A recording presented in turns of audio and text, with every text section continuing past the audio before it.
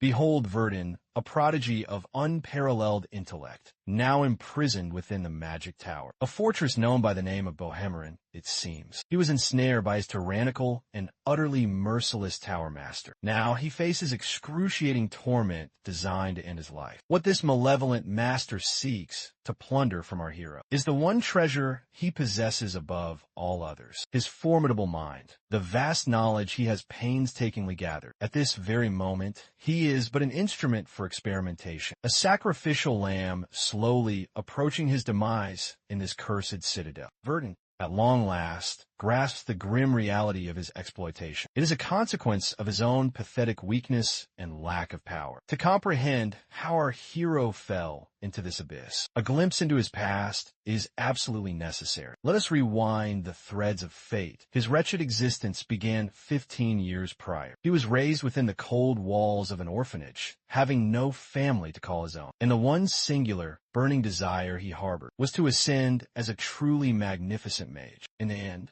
he joined a magic tower as a mere laborer, solely to learn the arcane arts. But despite his most strenuous efforts, the path to becoming a mage remained barred to him. What shackled his potential was a cruel fate known as the growth limit. It was the mage compatibility assessment he underwent at the tender age of 7. The results essentially decreed he could never become a true mage. For him, this verdict was nothing short of a death sentence. A cruel joke played on one whose lifelong ambition was to wield magic. Yet, even crushed by this destiny, he refused to abandon his dream. After all, the only thing he truly yearned for in this world was to become a fully fledged, respected archmage. So he clandestinely devoured the contents of spelled books left in the chambers, all while toiling as a menial servant within the magic tower. He also consumed every ounce of knowledge from the tomes he could find in the magic tower's great library. Though he was bereft of significant magical power, he possessed an unshakable confidence in his keen and exceptionally capable mind. His sheer intelligence was the flickering candle of hope that kept him moving forward. Several years passed, and through tireless determination, he finally ascended to the rank of researcher at the Magic Tower. While serving there, his theories and groundbreaking ideas were so brilliant that they left the entire academic body of the tower utterly astounded. It was at that moment he understood his intellect was not merely a random gift. His genius was a force that defied all conventional norms. He once unveiled his greatest masterpiece to a man named Luca, the only fellow researcher with whom he shared a genuine bond. Tragically, Luca would become the first soul, compelled to witness the boundless, terrifying potential our hero held within. It was no longer a wild fantasy to think he might rise from a humble servant to a venerated scholar of magic.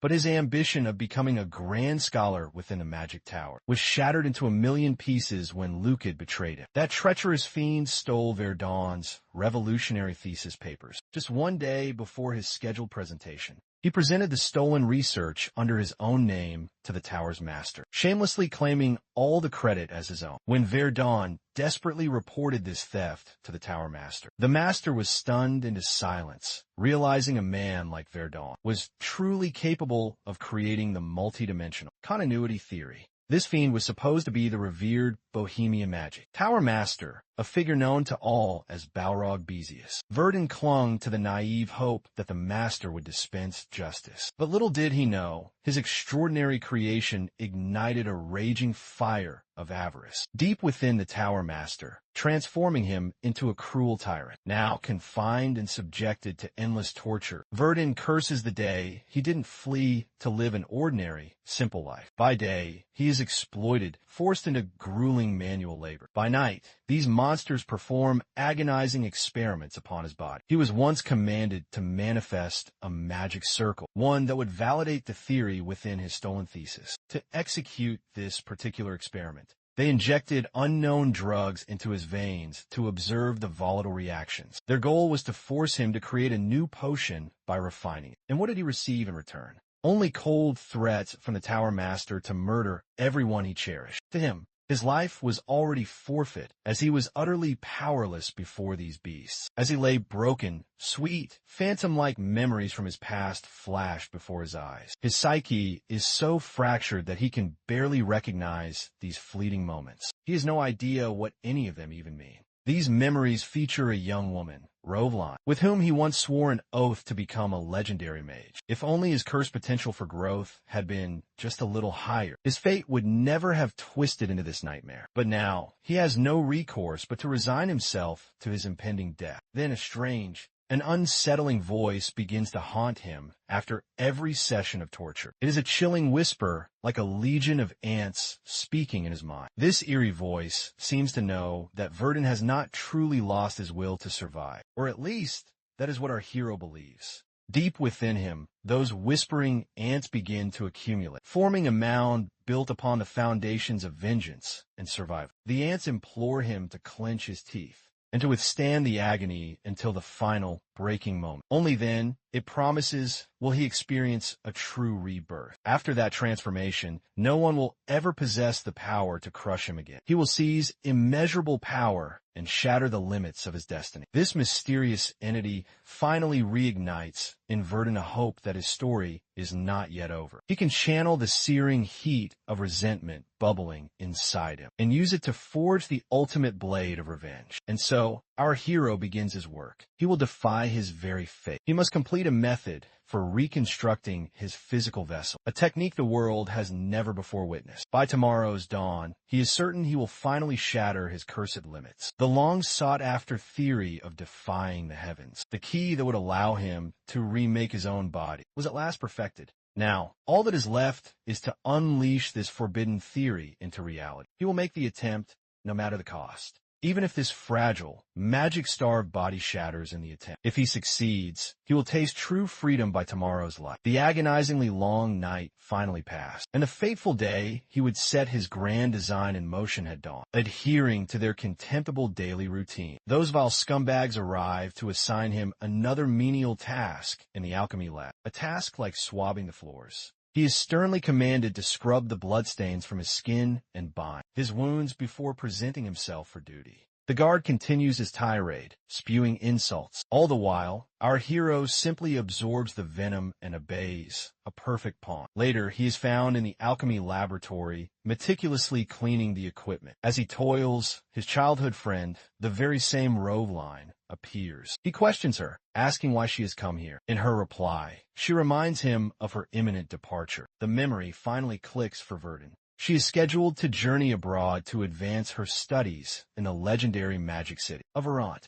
This is a special honor, a privilege reserved only for the tower's most prodigious talents. He feels a genuine joy for her, hoping that destiny favors her path. She, in turn, gazes upon him with a look of deep concern. She once again extends her earnest invitation, pleading with him to accompany her to Verant. Unlike this cruel place, he would no longer endure the scorn of arrogant fools who belittle him. He might discover new pathways to knowledge within the magic city. As a side note, she warns him not to get any strange ideas. She is only inviting him for his own well-being, not because she harbors any special feelings for him. After a weighted, heavy moment of silence, our hero finally delivers his decision. A verdict that, sadly, comes as no surprise. The young woman's face falls, saddened by his choice. As he watches her silhouette fade through the bars of his prison window, he feels a sense of relief that she is ignorant of his torment, or what horrors he has been truly subjected to. Now that she has departed, she will be safe from the collateral destruction of the twisted, violent plans he has in store for this wretched magic tower. And speaking of the tower, the fast-approaching Magic Festival represents its most important day. It is one of the most celebrated holidays across the entire continent, a day to commemorate the building of the very first Magic Tower, and to honor the grand revival of the arcane arts. This is precisely why it is the most chaotic day of the year for the tower. Once the grand festival commences, all of the high-ranking archmages depart for the major cities. This leaves only the low-ranking, insignificant ones behind, presenting our hero with the perfect, golden opportunity to enact the absolutely insane stratagem he has been secretly forging. Right now, he is making his way to attend to the guardian of the treasure vault. After presenting the fiend with some tea, he calmly insists on entering the vault. He claims the Tower Master himself ordered him to cleanse the treasure vaults. Once that arrogant piece of filth grudgingly grants him passage, Verdun crosses the threshold and seals the heavy door behind it. He makes certain to activate a soundproofing artifact, ensuring no sound will escape. This is the moment where everything changes. As he descends into the deeper levels, he lays his eyes upon the most priceless and intensely coveted artifact. It is said the Tower Masters squander a massive fortune to create this artificial marvel. It empowers a mage to perform what is known as triple cast. It can also temporarily awaken the dormant, latent talents of its wielder. This powerful staff is an indispensable component of his grand plan. To seize it, he must first neutralize the protective magic circle. It is a 7th-tier spell, personally woven by the Tower Master himself. Verdun has poured his very soul into studying how to dismantle this spell. For the last 7 years, he now has the chance to shatter the one artifact that the Tower Master cherishes above all else. Meanwhile, in another part of the tower, 2 buffoons are drinking and airing their grievances. They are deeply frustrated that while everyone else enjoys the festival, they're confined to guarding the tower's power source. But then again, they have no one to blame for their own foul luck. After all, they were the ones who drew the short straws. As they lament their miserable and rotten fortune, our hero pays a visit to these drunkards, only to be ordered to fetch more ale. As he turns to depart, one of the fools mutters about, awaiting the glorious day, he himself becomes the Tower Master. Then, he will no longer have to drink this cheap garbage. The other one seems far less certain. Seizing the Master's throne isn't nearly as simple as his friend suggests, but it seems this particular bastard won't be alive to see that day, because our hero now holds the legendary staff firmly in his hands, and he viciously slices open that fool's throat. The very next instant, when the green-haired one spins around, towards the origin of the fatal blow that claimed his friend's life, he is utterly horrified to find Verdun standing there, believing Verdun is just an insignificant runt overstepping his place. He resolves to teach him an unforgettable lesson. He unleashes a rank 3 spell known as Tidal Wave. In response, our hero brandishes the stolen staff and casts a spell of his own, a devastating technique called Earth Spear, which conjures giant stone lances, more than enough to overwhelm the fool and strike him down instantly. He struggles to comprehend how someone as lowly as Verdun, a being at the absolute bottom of the hierarchy with rank 1, could possibly even conjure magic in retaliation. Verdun shows no hesitation. He stands before the bastard like a veritable god of death. After executing the 2 guards, he uses their own fingerprints to gain access to the throbbing heart, the core known as the power source of the entire magic tower. It took him 7 long, agonizing years to arrive at this very moment. Now, drawing upon the boundless mana of the power source, he prepares to finally initiate the spell known as Defying Heavens. He is psychologically braced to face any consequence should he fail. No matter how dire the potential outcome might be, that is no excuse not to make the attempt. After inscribing a complex magic circle over himself and the power source, he at last unleashes the Defying Heavens incantation, the very spell that will allow him to completely reform his body. The ritual commences, and raw magic begins to pour out of the tower's heart. The raw magical energy from the power source is so cataclysmic, it can be witnessed from countless miles away.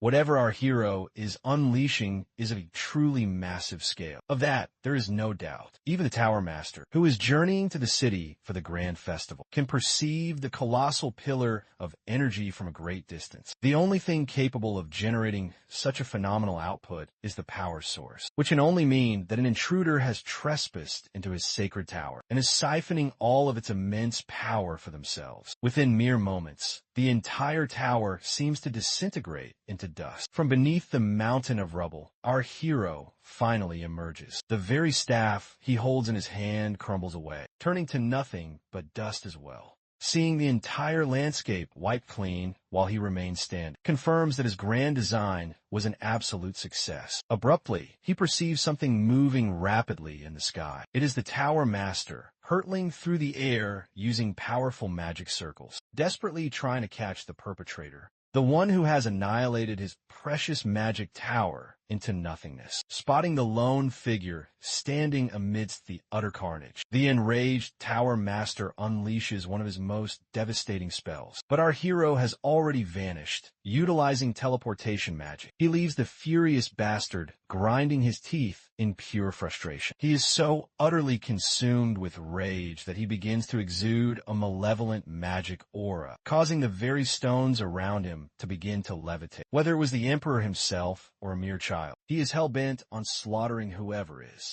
responsible for tearing down his monumental tower. Morning arrives, and the following scene reveals the serene, tranquil quiet of the mountains deep within a forest. Our hero awakens, completely bewildered about his current location. As he cleanses his face with frigid river water, he catches a startling glimpse of his own reflection. The sight shocks him. He realizes with a jolt that his appearance has been completely transformed. His earthy brown hair has become a spectral, ashen gray, and his once black pupils have shifted to a crystalline, piercing blue. He cannot be certain if he has become an entirely different individual, or if some unforeseen event occurred during his body's reconstruction. Looking back, he distinctly remembers eliminating the magic tower's lackeys before, achieving success with his defying heavens ritual. Before the Tower Master had a chance to retaliate, he made his escape using the teleportation magic. Now, he finds himself in a completely unfamiliar land. The flora surrounding him bears no resemblance to the vegetation near the Bohemian Magic Tower. This almost certainly means he teleported clear across half the continent. In other words, he successfully utilized defying heavens to completely reshape his body and escape justice using the prepared magic circle. A deep, hearty laugh escapes his lips, having finally seized the freedom he had so long been denied. He cannot help but let out a chuckle, imagining the Tower Master in absolute shambles at this moment, with his prized magic tower reduced to ruins. The Tower Master will have absolutely no clues as to who orchestrated this mess, nor will he ever suspect that his precious lab rat escaped, instead of perishing like a common mutt. As devastating a loss as this truly is, it is not nearly enough to uproot the magic tower from its foundations, though its manpower has been diminished. Verdun is certain the Tower Master has prepared countermeasures. After all, Balrog Bezius, the Tower Master, was not called the Omnipotent One for no reason. That said, Verdun is quite satisfied with the destruction he has wrought for now. While the magic tower is forced to rebuild, he will accumulate strength and meticulously prepare his vengeance. His revenge will only be truly complete once he has utterly destroyed everything that Balrog has ever built. Most importantly, the name of Mage Verdun will be permanently etched into the annals of history if he succeeds. From this point forward, this saga revolves around Verdun's quest for absolute revenge, for respect, and for the renown he will command as a truly great mage. That is his one and only purpose from this day forward. For the time being, he puts the tower and his vengeance aside to focus on his own power. A short while later, he happens upon a grotesque green creature, desperately struggling to wrench a lodged axe from a wooden crate. Verdun dispatches this distracted creature with a single decisive blow. It appears he has not yet achieved any major breakthroughs in his magical abilities. His hair and eye coloration have changed,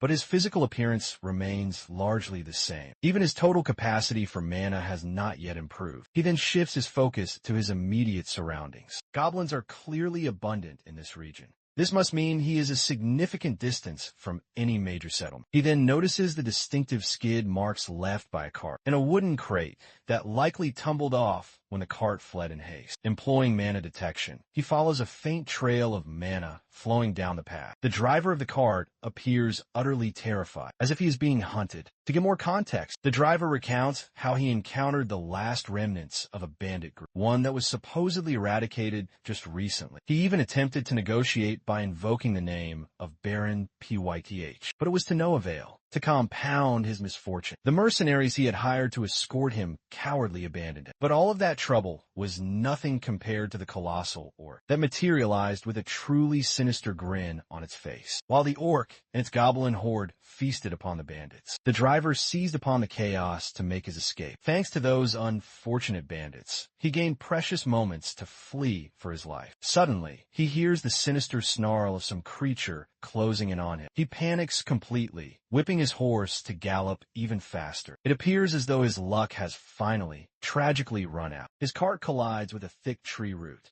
causing the entire vehicle to lose its balance and violently roll over. He desperately scrambles back to his feet, only to be met with a pack of bloodthirsty eyes staring directly back at him. The monsters emerge from the dark woods, their hunger for human flesh palpable. A monster lunges forward as the unfortunate man shuts his eyes, bracing himself for the absolute worst. But luck has not fully deserted him. He finds himself shielded by familiar earth magic, cast by our very own hero. Naturally, the mindless beasts redirect their attention to their next target, Verdun, standing coolly atop a newly formed stone monolith. I suppose this presents a perfect chance to test his newfound abilities, starting with these completely brainless monsters who are unknowingly charging directly to their own deaths. He unleashes a volley of multiple flaming arrows, instantly setting a great many of them ablaze and burning them down to a blackened crisp. The giant orc pack leader lets out an enraged roar and orders a second charge. As the subsequent wave of monsters rushes forward, Verdun attempts the art of dual cast for the very first time in his life. He fuses an electrified arrow spell together with his fire spell, a devastating dual cast combination known as Heat Wave Arrow. This relentless magical barrage culminates in a massive fiery blast, shaking the entire forest and leaving every last goblin burned to nothing but ash. Verdun himself is taken aback by the incredible result, especially considering that before his body's reconstruction, he would have been unable to kill a single goblin on his own. Now, it seems as though not a single one of them remains. Verdun then turns his focus back toward the carriage driver, who is still trapped inside the protective earthen dome. He is likely struggling to breathe with all of the oxygen being cut off. But as Verdun is momentarily preoccupied, that Orcish bastard still desperately clings to its life and attempts to sneak up on its unsuspecting prey, although he was caught momentarily off guard. The orc is not nearly powerful enough to bring down our hero. A while later, the carriage has been remounted to the horses, and its owner, grinning like a child in a sweet shop, showers Verdun with an outpouring of gratitude. Because of Verdun's intervention, the man is still drawing breath, so he offers him a ride free of charge. Still, the grateful driver insists this is not nearly sufficient to repay such a great favor. Verdun simply tells him to keep his eyes on the path, or else he risks ending up flipping the carriage all over again. But the man simply will not cease his yapping, posing all manner of peculiar questions. In his cheerful and upbeat demeanor, he talks so much that he unwittingly tramples all over Verdun's last nerve. His mind is still reeling from that nerve-wracking encounter, specifically from that orc's treacherous, sneaky attack. After responding to one of the driver's many questions, Verdun inquires if thieves are a common sight in this particular region. Ordinarily, he understands that thieves tend to avoid areas where dangerous beasts are known to roam. The carriage owner reveals that this was his very first encounter with monsters. The forest, he goes on to explain, is under the dominion of a powerful figure named Baron Pyth. Since his childhood, the driver has maintained a good relationship with Baron Pyth, who had personally assured him that the thieves in the area had been dealt with. That is precisely why he traveled along his usual route, without hiring any prohibitively expensive mercenaries for protection. Verdun has now acquired a few critical clues. Initially, he feared that his teleportation might have gone awry, but if he is indeed within Baron Pyth's territory, then he has arrived at precisely the right location.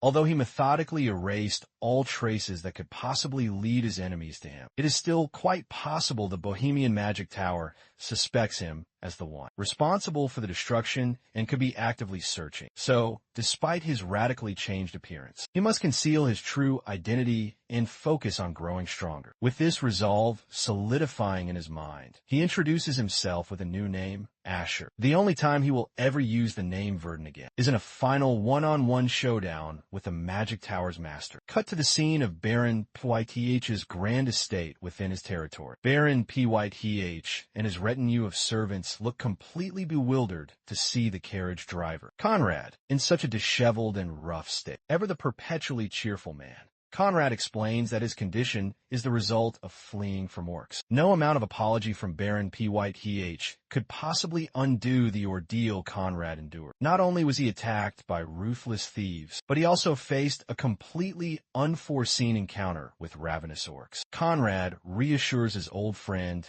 that he should not feel responsible. The Baron's attention then shifts toward the mysterious mage who likely saved Conrad. Upon seeing this savior, Baron Pyth graciously invites Asher inside to receive the hospitality he so clearly deserves. A while later, Asher finds himself garbed in fine new clothes, thanking Baron Pyth for the generous meal, for the shelter, and for a place to call home for the night. The Lord is more than happy to provide Asher with the very best he has to offer. Suddenly realizing that he has not yet introduced himself properly, the Baron formally presents himself as Baron Pythahenrod, the undisputed ruler of these lands. A lavish spread of delicacies fills the table. The Baron is generous enough to offer a reward of 5 million elk to ensure that Asher is more than properly compensated. Then, the Baron puts forth a rather unusual request. Although it may seem like a strange time to ask, he desperately wishes to hire Asher for a specific job, promising handsome compensation. Since Asher is in dire need of money to achieve his ultimate goals, he sees absolutely no reason to refuse the offer. Additionally, this will grant him a chance to hone his magic in real combat scenarios. He inquires about the specific nature of this proposed job. The Baron explains that just a few days prior, bodies were discovered hanging by their necks within the southern forest. A discreet, private investigation subsequently revealed that all of the victims were former residents of a nearby farm town, a town that is now in complete ruins. At first, they had suspected common bandits, but after a thorough search, not a single trace of any bandits could be located. It was as if some form of magic had completely erased all evidence. Hearing this, Asher suspects the bandits may have a mage among their ranks, though this is, for now, merely speculation. He asks when this proposed hunt will finally commence. The Baron informs him that it will begin in 4 days' time. For days pass by as swiftly as a gentle breeze. A senior knight introduces himself by the name of Enoch, the appointed commander of this entire operation. His direct subordinates include one named Harris, a man with black hair and a much younger pair. Meanwhile, Asher feels as though he has been utterly fooled, tricked into this bandit hunt by the cunning and resourceful Baron. He asks about a group of men standing silently in the background, questioning whether they are also part of this mission.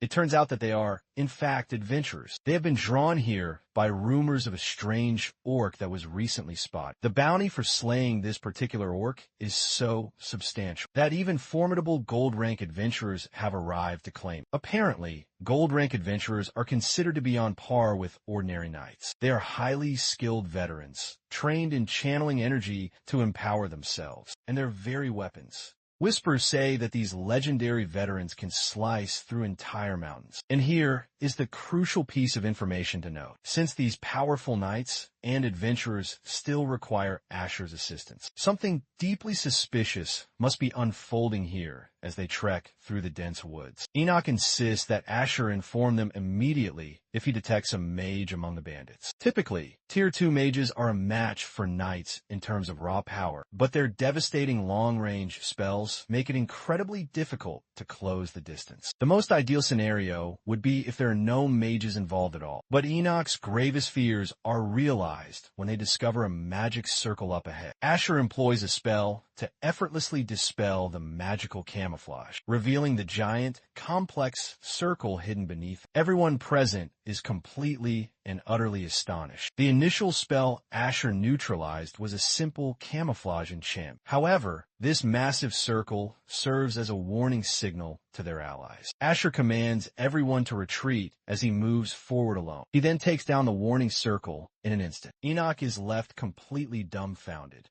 after witnessing Asher annihilate the complex magic circle as if it were nothing. Now, it all begins to make sense why the Baron insisted on having Asher for this mission. Not to even mention, the knights are almost completely defenseless against any long-range magical attacks. On that particular note, let's briefly discuss the concept of explorers or adventurers. They are meant to be members of a larger guild.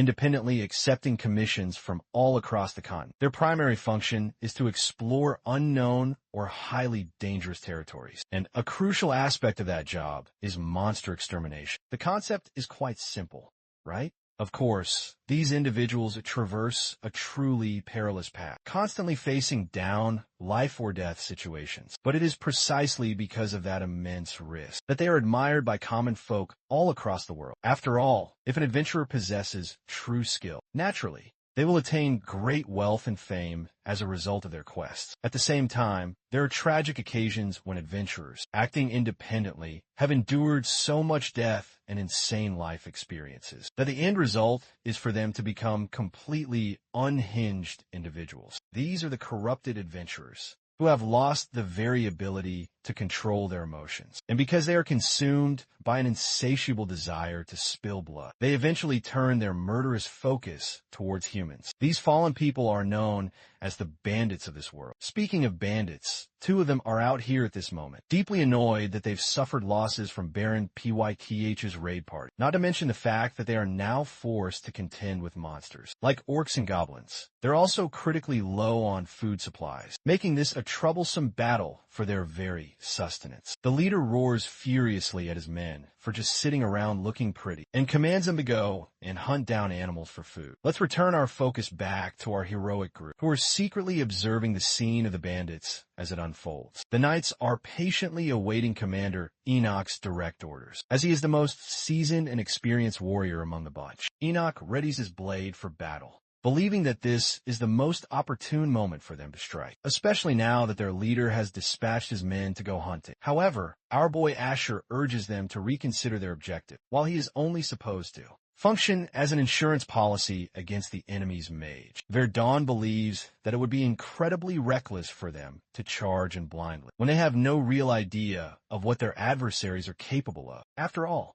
if the enemy mage does in fact possess a magic circle that surpasses Verdun's, all of their efforts will be rendered completely futile, though his concerns are valid. Commander Enoch is worried that the bandits will begin to mobilize very soon, so they absolutely must take action now. To that, Verdun reveals that there may be a single viable solution to their problems, returning our attention to the bandit leader. He is frustrated that their efforts of exploration have just resulted in a complete and utter waste, not to mention the unfortunate fact that he lost one of his newest recruits. His mage companion thinks that Varia is whining just a bit too much and argues that they should instead focus their efforts on finding a solution. After all, not a single one of them could have possibly predicted that a monstrous orc would suddenly pop out of thin air to kill some of their men. The bandit is completely astonished by the experience because it is so unusual, even for a seasoned explorer. The sole reason he ended up embroiled in this shady business is because he murdered one of his own teammates.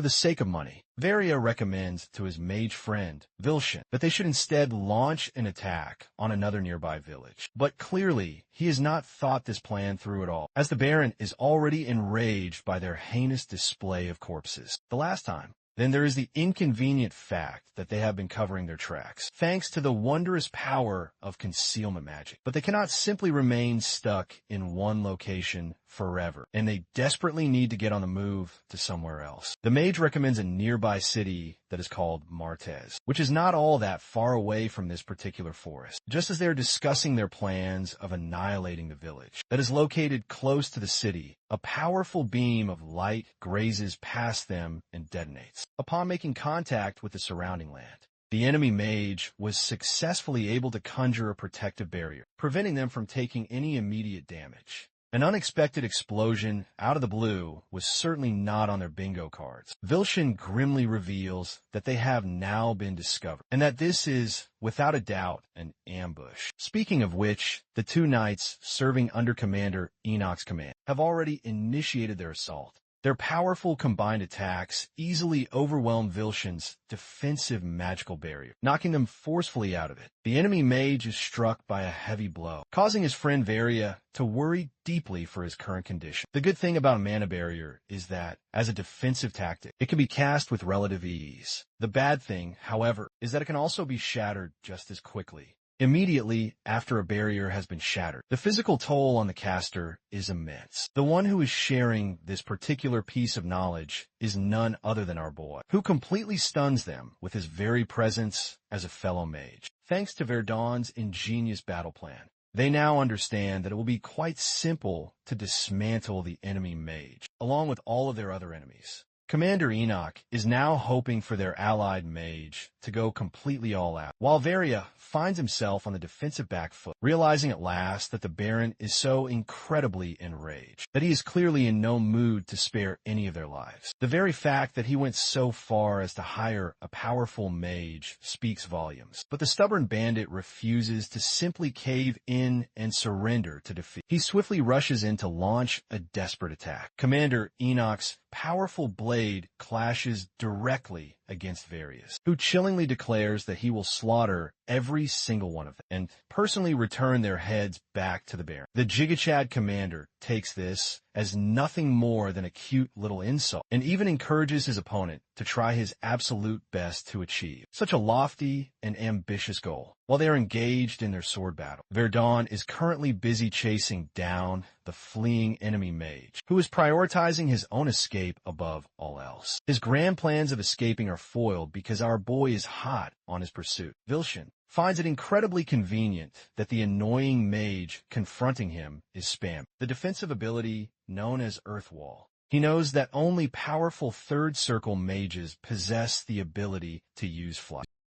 He makes a fatal assumption, believing Verdon to be nothing but a second circle novice. This arrogant miscalculation emboldens the fool to unleash a multi-pronged barrage of crystalline ice arrows against his opponent, convinced he can overwhelm him in a direct magical confrontation. The deadly shards of ice advance with blinding speed toward our hero, while Vilshin smugly believes that eliminating a foe like this will be an effortless victory, or so he tragically thought, because Verdon, with chilling composure, summons a perfect counter to his spell, the multi-flame arrow incantation. A cataclysmic collision of fire and ice erupts between them, annihilating each other in a spectacular, explosive stalemate. When the blinding light of the attack finally fades, we witness a colossal crater gouged into the earth, a permanent scar. Vilshin is, to say the least, impressed that this supposed second circle mage is actually matching him blow for blow. Yet at the very same time,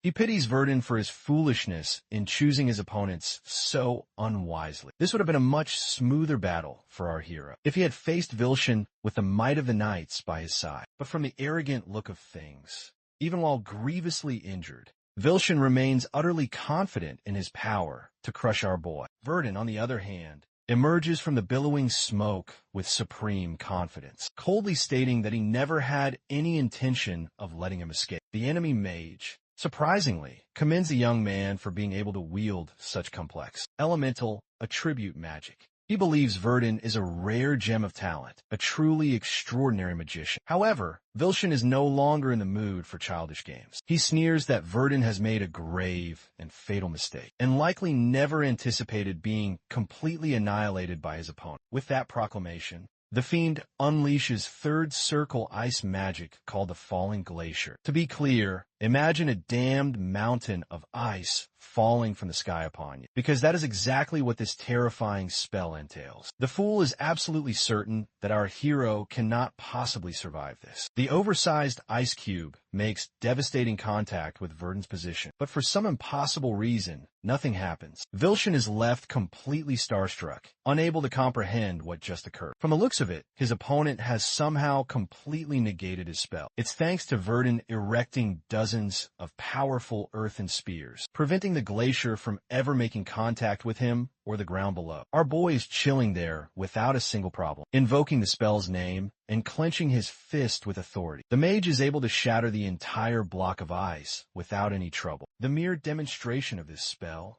this earth spear, leaves the blue-haired boy utterly shocked. He cannot fathom how a supposed second circle magician is capable of tapping into forbidden spells far beyond his station. To that, Verdun decides to enlighten him a little on his true power, gathering frigid ice into the palm of his hand. He stuns Vilshin by revealing his mastery over 4 different attributes. A merciless, jagged spike of ice brutally impales Vilshin's body, and in his final, horrifying realization, with the enemy mage finally dispatched, Verdun appears completely unfazed, believing that it was a very good thing for him to have joined this quest. Speaking of fighting, do you remember the maniacal, terrifying orc that the bandits were speaking of a while ago? Yeah, that villainous fiend is actually feasting upon human flesh and wearing the necklaces of fallen explorers as trophies. And something tells me he craves even more. Let's rewind the clock 2 days into the past. Verdun is a man who likes to be prepared. And so, before departing on the quest to hunt down the bandits, he concocted a special medicine. Thanks to the rare ingredients he plundered from the magic tower. In his own words, he calls it the magic circuit dilator. When you reflect on the horrific life he led as a human test subject for the tower's cruel experiments, you might be thinking that he would want to be nowhere near that life ever again. However, specifically for this medicine, he willingly injected it directly into his own body. The result was pure, unadulterated agony. Verdun was screaming. He was howling. He roared in absolute pain, but it is only thanks to this hasty self-experimentation that he was able to forcefully ascend into the ranks of third-tier magic. Returning to the present moment, we see him finally concluding that his foe, Vilshin, is dead, as if he didn't just impale the man with a colossal spike of ice. But this is the only path for him to gain valuable accomplishments in the eyes of the other explorers, which will ultimately help him gain the Baron's trust in the long run. Noticing the enchanted wand in the dead Vilshin's hand, our boy decides to pick up the gleaming, shiny object and inspects the item carefully with his appraisal spell. Critical information about the wand reveals that it is in fact a specially modified stone wand, one which decreases the overall casting ability, but greatly increases the efficiency of all ice magic. From the powerful buffs that are mentioned here, Verdun thinks that it will be quite useful for him to keep this. Perrick comes rushing over to find their new allied mage, explaining that they were becoming worried about him after having taken care of the other bandits. Verdun apologizes for having taken so long and shares the circumstances of Vilshin's considerable powers, which resulted in a more lengthy, drawn-out battle. Perrick understands his concern without question because he can tell from the massive craters left on the battlefield that it was an incredibly intense fight.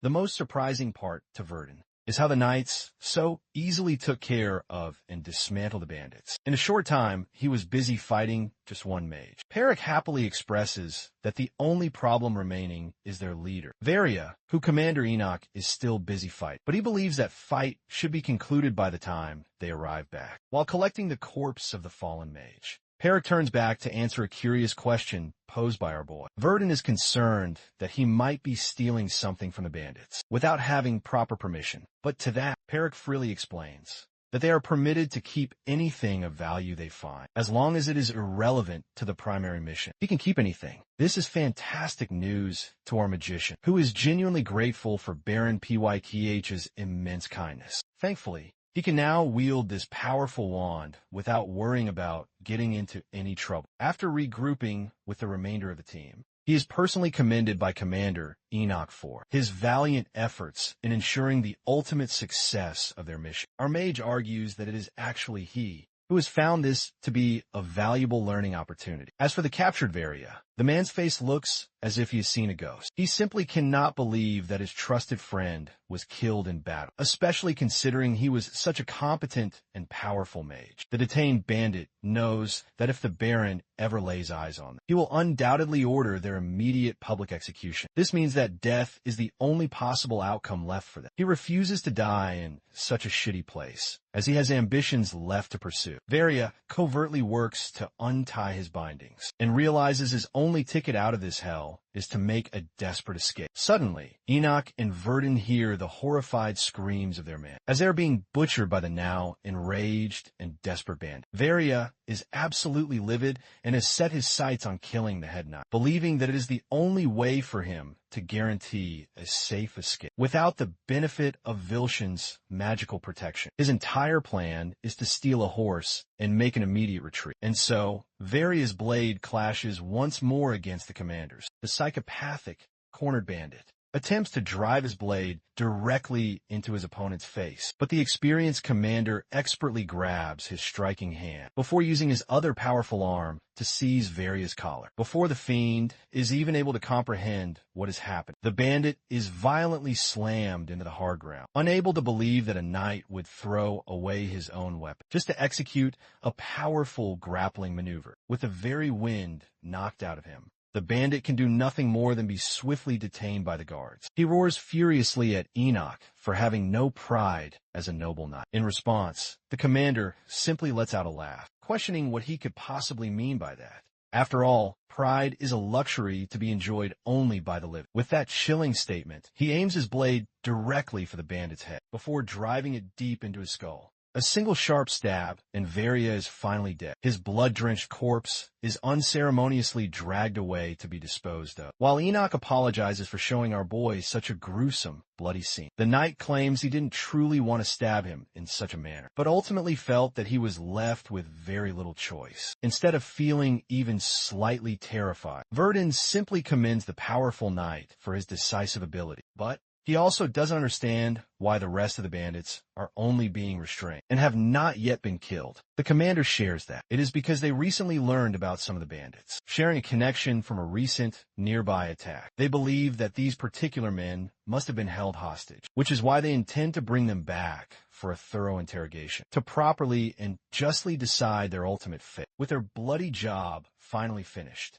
the knights direct their guards to return to the castle with the bodies of all the fallen bandits. One of the guards is busy dealing with one of them, when a second, terrified bandit bolts away to save his own life. One of the knights immediately decides to give chase after the man, until he is suddenly stopped by Verdun, who suspects that something about this entire situation just doesn't feel right to him at all. Right as the fleeing bandit disappeared into the dense forest, they all heard his blood-curdling cries, pleading and begging for help. The situation grows even more complicated when a foul, coppery stench of blood coats their surroundings. Clearly, there is yet another, unseen enemy they have not dealt with. A high-speed projectile aimed directly at one of the knights is quickly deflected by the flat of his sword. It bounces away violently, leaving a trail of blood with every impact, and that projectile is horrifically revealed to be the bandit's own severed head. Now, that is a truly bone-chilling encounter right there. From the dark of the forest emerges a massive shadow that completely dwarfs the entire group in its size. Some of them cannot even begin to comprehend that an orc of this colossal size is real. Verdun, while clearly troubled, coolly argues that the only possible outcome is that none of the previous explorers were capable of defeating such a powerful creature. For the grand reveal, we see the muscular, hulking behemoth, rearing a giant, wicked blade and staring its prey down menacingly. Its sheer impossible size makes the entire group wonder if they can even classify a monster like this as a common orc. To make matters even more terrifying, there's not just one of these fiends, but at least a few dozen more from the looks of it.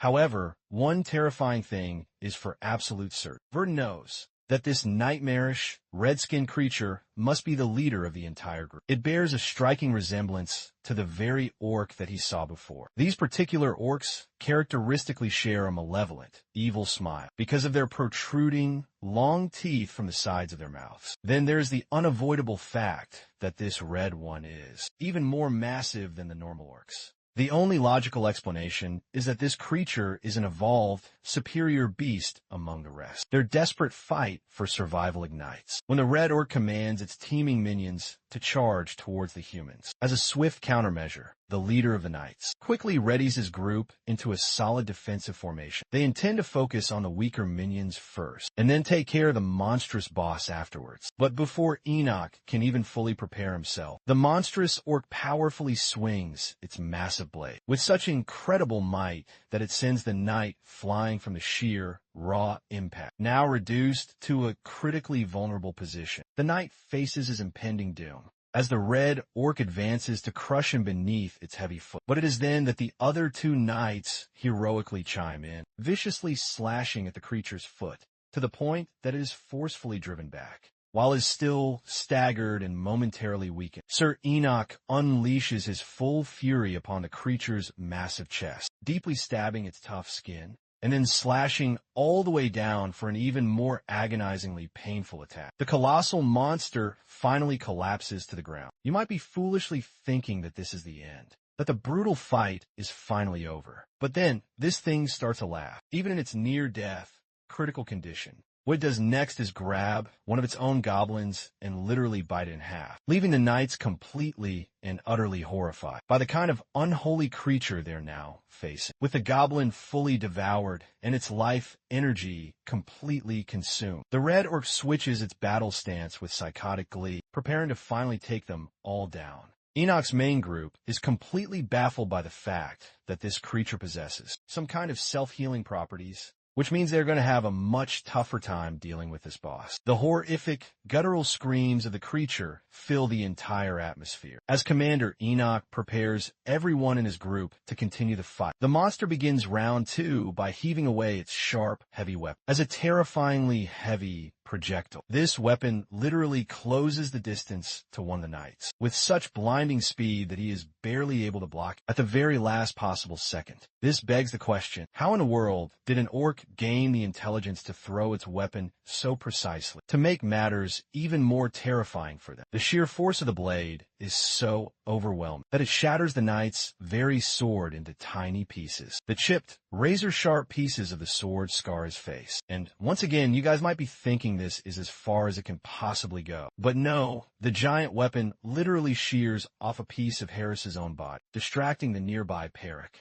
to the point that he cannot focus on his side of the brutal battle. The amateur knight didn't even sense the orc lunge so incredibly fast towards him. Still, as best as he possibly can, Peric uses his entire strength to desperately swing his weapon, hoping to sever the creature's massive hand. Or so he thought, because as astonishing as it may sound, the blade could not even begin to tear apart the orc's tough flesh. Peric is now in grave jeopardy, as the creature casually uses its other massive hand to try and squash him. The tiny, insignificant human. But thankfully, our boy pulled up with another powerful earth spell to combat the orc and keep it occupied for just a little while. He then calls for Peric to retreat to safety, which the terrified knight quickly does by dashing back, though he may have narrowly survived. The next logical question is how in the hell do they actually beat this thing? Peric is at a complete loss because he doesn't even have a sword to fight with. Based on what just transpired, Verdon analyzes that the red orc likely gained a recovery speed buff immediately after ingesting one of its own goblin minions. The resulting buff is so powerful that even Peric's full-strength effort to cut off its arm proved to be completely meaningless.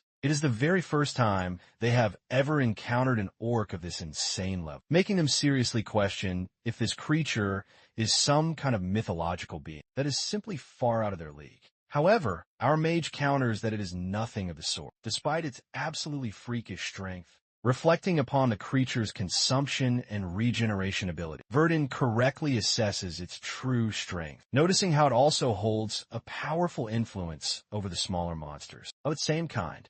Then on top of all that, it even possesses the sheer physical force to combat experienced knights from every possible situation imaginable. This orc is certainly not your average foe. He is literally the Darth Vader of their entire group. However, even from this grim perspective, Verdon strongly believes that calling it a special entity would be a gross overstatement of its power. Let's talk about the inherent limitations of normal magic for just a second. You see, the more raw mana that is imbued into any given spell, it still cannot possibly reach beyond a certain predetermined threshold. Beyond a certain fixed point, the magic spell is simply destroyed. That is the fundamental rule of balance for all of magic. However, among all of these various spells, there exists one that has absolutely no limitations to that very same rule. Activating the spell of geographic manipulation, Verdon shifts the very magic circle in his grasp, unleashing a powerful earthquake as the literal terrain is violently altered. The guards are completely horrified, thinking that yet another terrible disaster has struck down upon them. They were just in the middle of facing an opponent that was way out of their league, and now they find themselves facing an actual earthquake. Luckily, Enoch becomes the much-needed voice of reason for his men, declaring that it is a spell from their own allied mage, who is desperately trying to protect them all.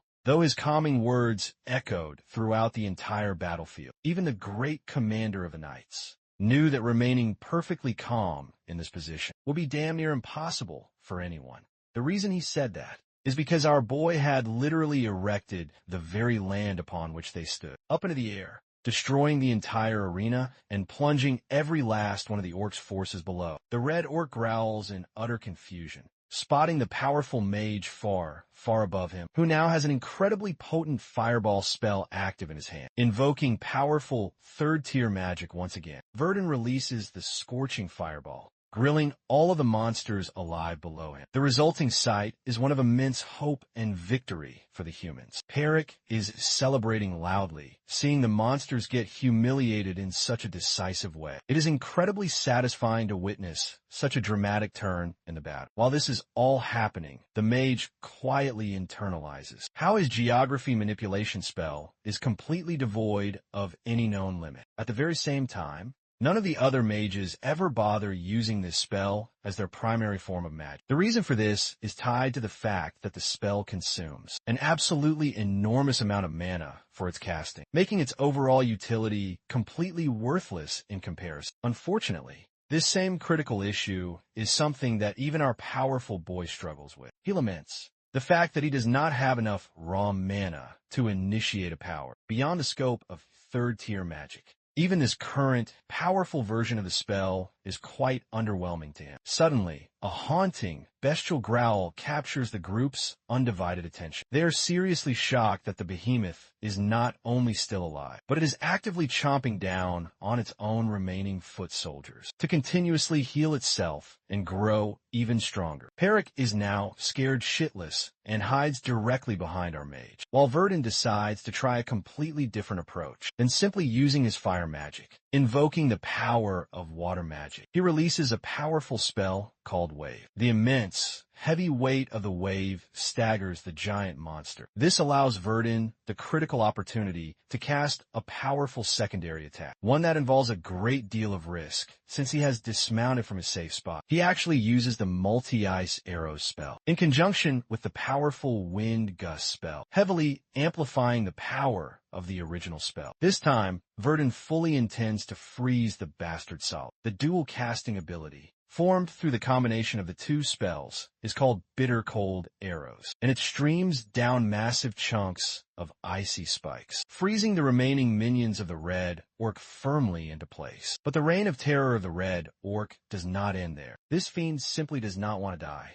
as he somehow survives the intense freezing attack and aims to crush the insolent mage with its massive hand. Verdun just barely manages to evade the heavy, crushing slam, reflecting that despite the creature's commendable regeneration factor, there is surely a limit to what it can do while it is almost fully frozen. Popping up suddenly from its blind spot, Verdun releases yet another powerful ice spell called the Frozen Orb. Now, this particular attack definitively ended the brutal battle, resulting in a massive ice statue of the terrifying Red Orc, and cementing the victory of our extremely clever mage. I just find it so impressive that they were not able to kill this guy easily. This monster is genuinely a true freak of nature, and one of my personal favorites in recent stories. Anyway, back in the magic city of Arant, we come to find that the local people are discussing the shocking news of the Bohemian Magic Tower being temporarily closed. There are wild rumors circulating that the tower's main energy source exploded, but not everyone is quick to believe that.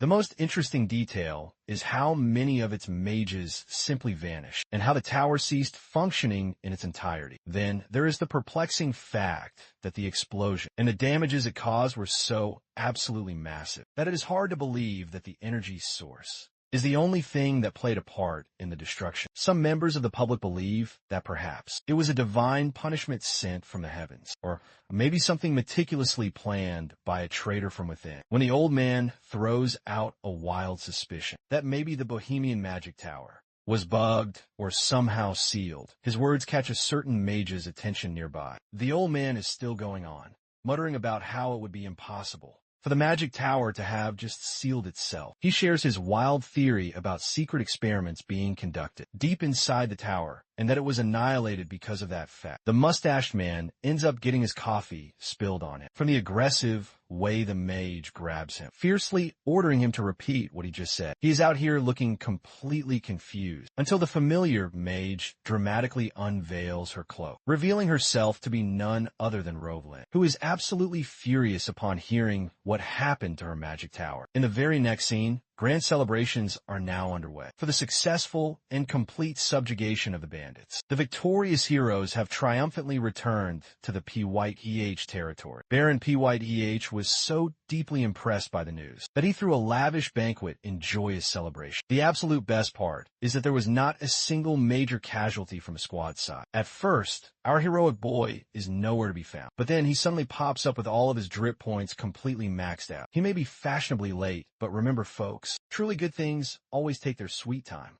Verdun's late arrival doesn't seem to matter, because the happily drunk Baron is so elated that he simply doesn't care. Our boy is incredibly thankful for the warm pleasantries, and shares that.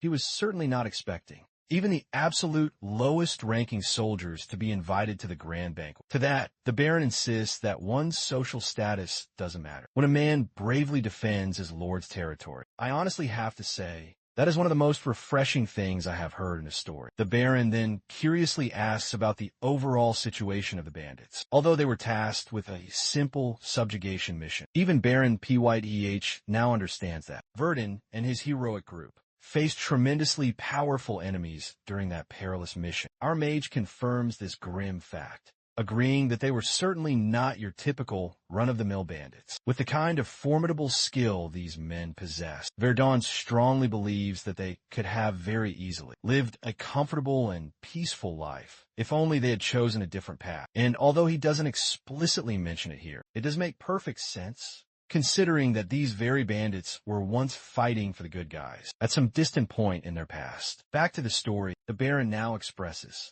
that he actually ordered a full investigation into the criminals. According to that detailed report, these bandits were indeed wanted criminals. Previously, they boasted a life as prestigious gold rank adventurers, explaining exactly how incredibly powerful they truly are. But unfortunately, a couple of years ago, one of them made the fateful decision to murder a teammate on a mission, and in a desperate attempt to escape the consequences of his actions, he fled the scene of the crime shortly afterwards. It soon became impossible for anyone to follow them and track them down. But now, it is abundantly clear that they formed a bandit group together, and eventually ended up hiding in Baron PYTH's territory until they were finally and decisively taken care of. Verdun reflects on the profound importance of a gold rank adventurer. You see, the gold rank is actually the fourth highest achievable rank among all adventurers, obtainable only after successfully completing an absurd number of difficult missions. With that critical information in mind, it no longer appears so unrealistic. Why? These particular fiends had an enormous bounty of 10 million elk on their heads. Apart from all of that, our boy now fully understands why the Baron looks so incredibly satisfied. It is actually because of Verdun's direct intervention in the mission that they were able to successfully complete the subjugation and get rid of all the bandits without any serious, life-threatening casualties. Without his help, things would have surely ended a lot worse. The most amusing thing is how the Baron is now looking at Verdun like some kind of princess in love. His happiness is completely off the charts. He then emphasizes that the admirable, powerful mage didn't just defeat the incredibly powerful bandits, but also single-handedly took care of the monstrous demi-humans for them. It is because of Verdun's truly valiant efforts that even the powerful Adventurers Guild has acknowledged him and has sent their personal regards. Long story short, our boy has become a local celebrity in a very short amount of time. The most hilarious part is that he was only doing what he was tasked to do. So maybe the Baron really is far too drunk to be thinking clearly right now. The man himself actually goes on to admit this very fact, and then proceeds to address Verdun with a newfound seriousness. First, he sincerely thanks the mage for the invaluable services he rendered, which directly secured the safety of the defenseless and innocent villagers. It is because of that they were able to give proper and dignified funerals to the victims of the bandits. The knights, as well as their esteemed master, are all completely in awe of him, and they all raise their drinks to commend the great and powerful mage, Asura, the true hero who saved the entire PYTH territory. The entire banquet hall shares this very same heartfelt sentiment, recalling the triumphant end of the banquet. Verdun remembers that it ended quite differently from the harsh way he was treated back in the coal magic tower. This particular banquet did not care for one's social status. Instead, it allowed for a welcoming space where everyone could celebrate as equals. Sometimes in life, it is not always just about us. It is also about the people around us who contribute to our own happiness. Verdun truly shares this feeling, being treated so differently from the distant and cruel atmosphere of the lonely magic tower. Instead, this place was genuinely warm, something that welcomed him with open arms and showed him his true place. Ever since he finally escaped that nightmarish, hellish tower, it was the first time ever that our powerful mage was able to laugh with all of his heart. What a genuinely warm and heartfelt moment. But of course, it is certainly not a happy ending just yet, because while all of this was happening, absolutely no one could have ever predicted the incoming and catastrophic collapse of the Bohemian Magic Tower. Let's now go to that side of the sprawling story for a minute. Rovlin has finally returned to the great Magic Tower, completely astonished to find that it is somehow still in one piece. And yes, I know you guys have all missed it.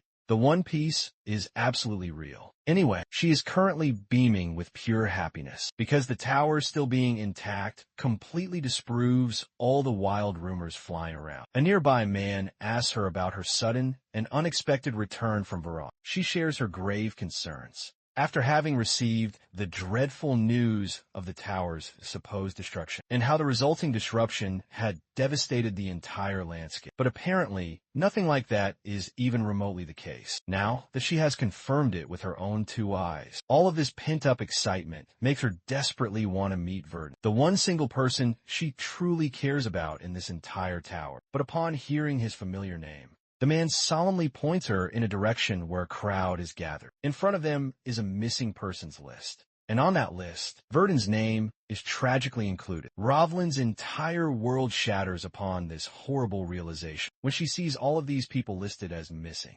Most importantly, Verdun, someone who was simply working on duty until he was exposed to the magical energy. Many now presume him to be long dead. It is kind of like a situation where a devastating nuclear bomb has gone off. His body is officially listed as being unrecoverable. Anyway, Rovlin's body is shuddering in complete turmoil, and she has a list of questions. In a quick flash, she remembers her past conversations with him, all muddy in the background because of his fateful decision to remain in the tower. It just seems so unfair to her that they were never, ever going to meet again. It is completely unacceptable for things to have ended the way that they did. This despairing feeling quickly turns into raw physical and emotional agony, causing her to weep uncontrollably for her dear friend's demise. The poor woman goes absolutely batshit crazy, completely unable to accept that this is the way things are going to end. Funnily enough, she actually family zones him during this impassioned speech. I guess it is just going to be like Eren and Mikasa. But yeah, her raw outrage is completely uncontrollable as she erupts in fierce denial before she is able to unleash any real destruction. Sir Valdek arrives to try and console her. He advises the distraught young woman that there is absolutely no point in getting angry at the others. He finds her in a truly miserable state as Rovlin is shrinking in utter defeat, questioning what the hell actually happened here at the tower. First, he comforts her. Then, he calmly explains the whole situation. He talks about how the immense power source went completely berserk, conveniently at the exact time when all of the high-ranking mages were away to attend a magic festival, with a powerful source bursting into pure destruction. Every single person who was assigned to protect the power source was completely decimated. But precious lives are not the only thing they have tragically lost. Years of incredibly important research gone in a mere blink of an eye, as all of the records simply vanished. And not just that, the Sacred Treasure Vault was also damaged to a considerable extent. It represents a total and catastrophic loss, as everything that was inside the vault, containing rare spell books and important magical artifacts, all of that is now no more as well. Sir Valdek is enormously and visibly frustrated. After everything, he feels most pissed off about what he considers to be the greatest loss of all, which is the loss of his prized experimental test subject. Of course, he doesn't dare tell a single word of this information to Rovlin, but in his internal reflection, he pities being unable to recover Verdun's precious brain, so they could have at least contained some of the devastating damage. Damn, this crazy, sadistic guy was planning to create another Einstein situation by extracting his very brain. Anyway, Sir Valdek is of the strong opinion that they can exact swift vengeance for whatever happened. After all, they have a small but significant clue about the culprit, who caused a massive power surge in the first place. Hearing this, Rovelyn turns back to inquire for more information. He tells her that just 3 short hours before the surge occurred, a single person vanished completely without a single trace. Thanks to Valdek's extensive personal connections, he was somehow able to track this mysterious person down until he finally found something worth his while. A strange pendant, one that looks suspiciously like the Millennium Puzzle from Yu-Gi-Oh! If you were to ask me, Rovelyn simply cannot believe her own eyes. This necklace is the unmistakable symbol of the Black Hour, the shadowy dark organization that excels in forbidden magic and also secretly intends to conquer the entire world with its immense powers. But it just does not make any logical sense.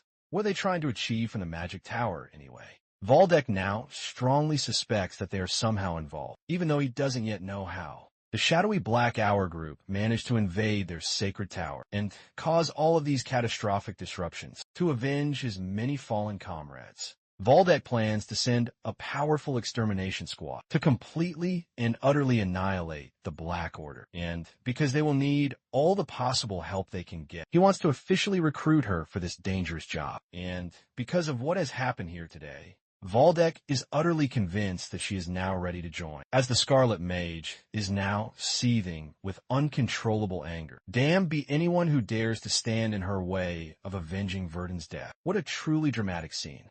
Now, let's fast forward a few days ahead into the future and see what is currently going on back in the PYEH territory. Here at the local Adventurers Guild, Verdun is quietly and peacefully enjoying his cup of tea.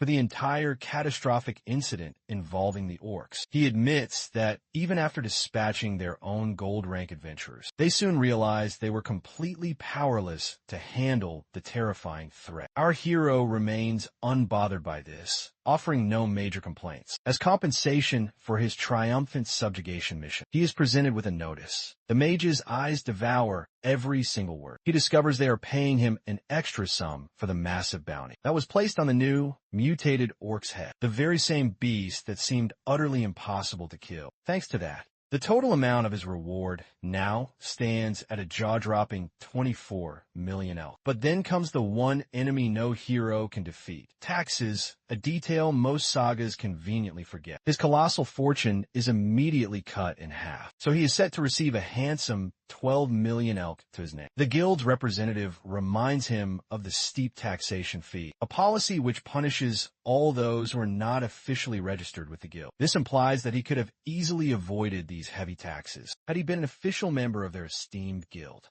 Regrettably, this particular fee cannot be waived in his case, even though he performed a truly miraculous feat. That is why the official charges are so strict. I find it quite hilarious, though, that in the next breath, the very same man informs him of a way to dodge this tax, and it is not anything illegal at all. It is simply a formal invitation to join their guild. This way, Verdun would not have to suffer such heavy deductions, because their guild in particular offers a much lower tax rate for its high-ranking adventurers. And in our hero's case, he would immediately start at the silver rank due to his incredible head start accomplishments. Unfortunately, even though the offer appears incredibly attractive here, it holds no real value for our determined mage, because joining would greatly hinder his ultimate plans for the future. In fact, there's something far more important to him than the vast sum of money he has received. So, with the cold composure of a predator, he calmly rejects the proposal, accepting the harsh tax cut. Verdun's priorities are absolute. This man seeks the power necessary to enact his righteous revenge. He's not about to become some influencer sitting on a pile of millions. For now, Verdun's internal monologue is quite interesting. He reflects upon his horrifying experiences in the Magic Tower, from the time he was used as nothing more than a test subject. Despite those 7 long, agonizing years of torment, the one truth that never changed about him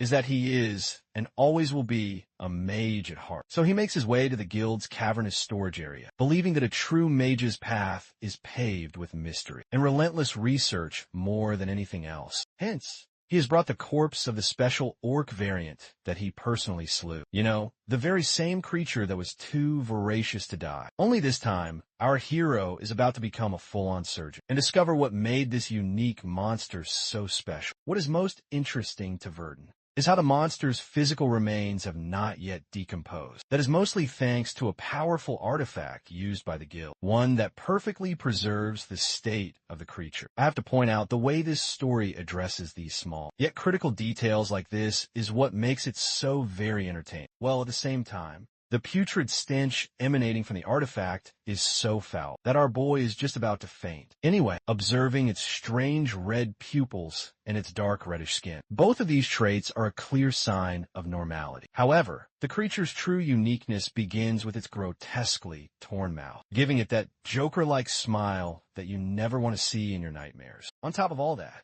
it possesses an incredibly powerful physique compared to the others. While this physique is certainly special in its own unique class, when compared to much higher-level monsters, like the fearsome orc warriors or the mighty orc lords, it is still not remarkably or uniquely special. The same logic applies to the monster's overall intelligence. While it is smart, it is not the most cunning or clever of creatures from the looks of it. Verdun is of the strong opinion that this isn't a simple case of monstrous evolution, but is more likely a strange case of mutation. Even though it makes logical sense to call it a mutation, he is still not entirely convinced of his own initial conclusion, an unsure and contemplative expression appearing on his face. The main reason he is so unsure is actually because of the fact that the orc's incredible regeneration ability is still extremely difficult to logically explain. Then, the immense strength gained on top of its consumption ability makes it even more ambiguous as to what this thing truly is. While carefully inspecting the creature's massive body, Verdun is fortunate enough to discover a very specific scar, one which appears to be quite odd. And here's the thing. True regeneration is supposed to return a body to its previous perfect state. The very fact that this same monster was able to withstand our boy's powerful flame spells, even with a severely burned body and chopped off flesh, means that it also should have been able to heal a tiny, insignificant wound without leaving behind any scar. Something about this scar is deeply suspicious. So, Verdun draws an even closer, more detailed look, concluding that the monster must have received this strange scar long before it gained its powerful regenerative abilities. And that can only mean that some kind of surgery was performed on it. After all, the only way humans can acquire new powers long after their birth was through the natural means of evolution. But with this clear example, the one logical conclusion that rises to the top in Verdun's astute observation is that this entire creature was somehow artificially created. And if his grave suspicions are indeed correct, it is the worst possible situation imaginable for everyone involved. The very following day, the knights have arrived to bid their farewell to the incredibly talented mage, referring to him as a savior who deserves nothing less than a proper send-off. Our boy calmly counters, believing that he has already received far too much generous support from them. Also, he has now acquired the beast hide robe and the powerful ring of circulation as his new, upgraded artifacts. This provides him with a slight but welcome boost in his mana capacity and recovery speed. The Knight Commander firmly assures him that he is deserving of all the generous support, and hearing that, Verdun thanks his new friends and bids them a final farewell, sincerely hoping to meet them all again someday. As he is preparing to leave, they do him one final favor by telling him to visit any branch of the Conrad Merchant Guild, as they will surely become a great source of support for him. After learning about his close relationship with the knights, Verdun heads off on his journey shortly after that.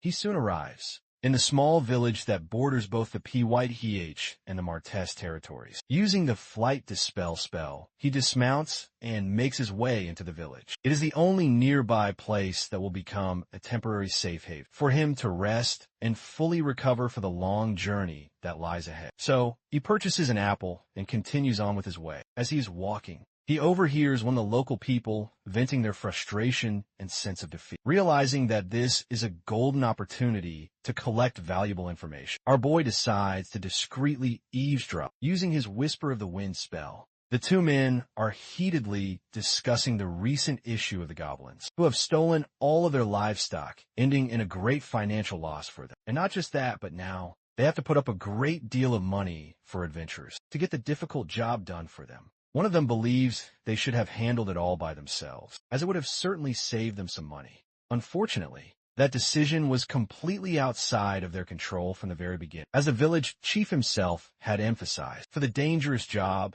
to be handled by professional adventurers. They just have to patiently wait for another day and let the so-called big heroes handle all the rest, even though their required fee is quite costly. Having heard all of this commotion about the goblins, our boy begins to wonder why the goblins would invade this particular village at all. The goblins of this specific world are actually quite interesting. They always begin with small, seemingly insignificant thefts, but eventually raid in massive groups to take over entire villages, and then feast upon the people. You can think of them like a spreading disease. And in order to get rid of that vile disease, the adventurers are called in to handle it right away. Verdon thinks that this is all just standard operating procedure, so it is nothing for him to be overly worried about. But just at the moment he is about to leave, the two men begin to discuss a strange rumor of a unique monster being spotted in the nearby forest. Interestingly enough, the village chief had specifically requested that this information not be spread around, but the loudmouthed man talks about it anyway, thinking that no one is around to hear, no one except our boy. That is, apparently, a local man known as James wanted to set a simple trap for hunting like usual, but then suddenly he found himself drawn to the sound of a wild boar whining in the distance. And then he saw it, a gigantic goblin straight out of your worst nightmares, feasting upon the poor boar. The goblin shared that same torn mouth and is described as being even larger than a common orc. Of course, this all sounds utterly absurd, so they do not want the adventurers to find out of fear that they will dramatically increase their fee. But our boy has now heard all he came here to hear. He silently deactivates the spell and contemplates this new information. The thing that seems most striking to him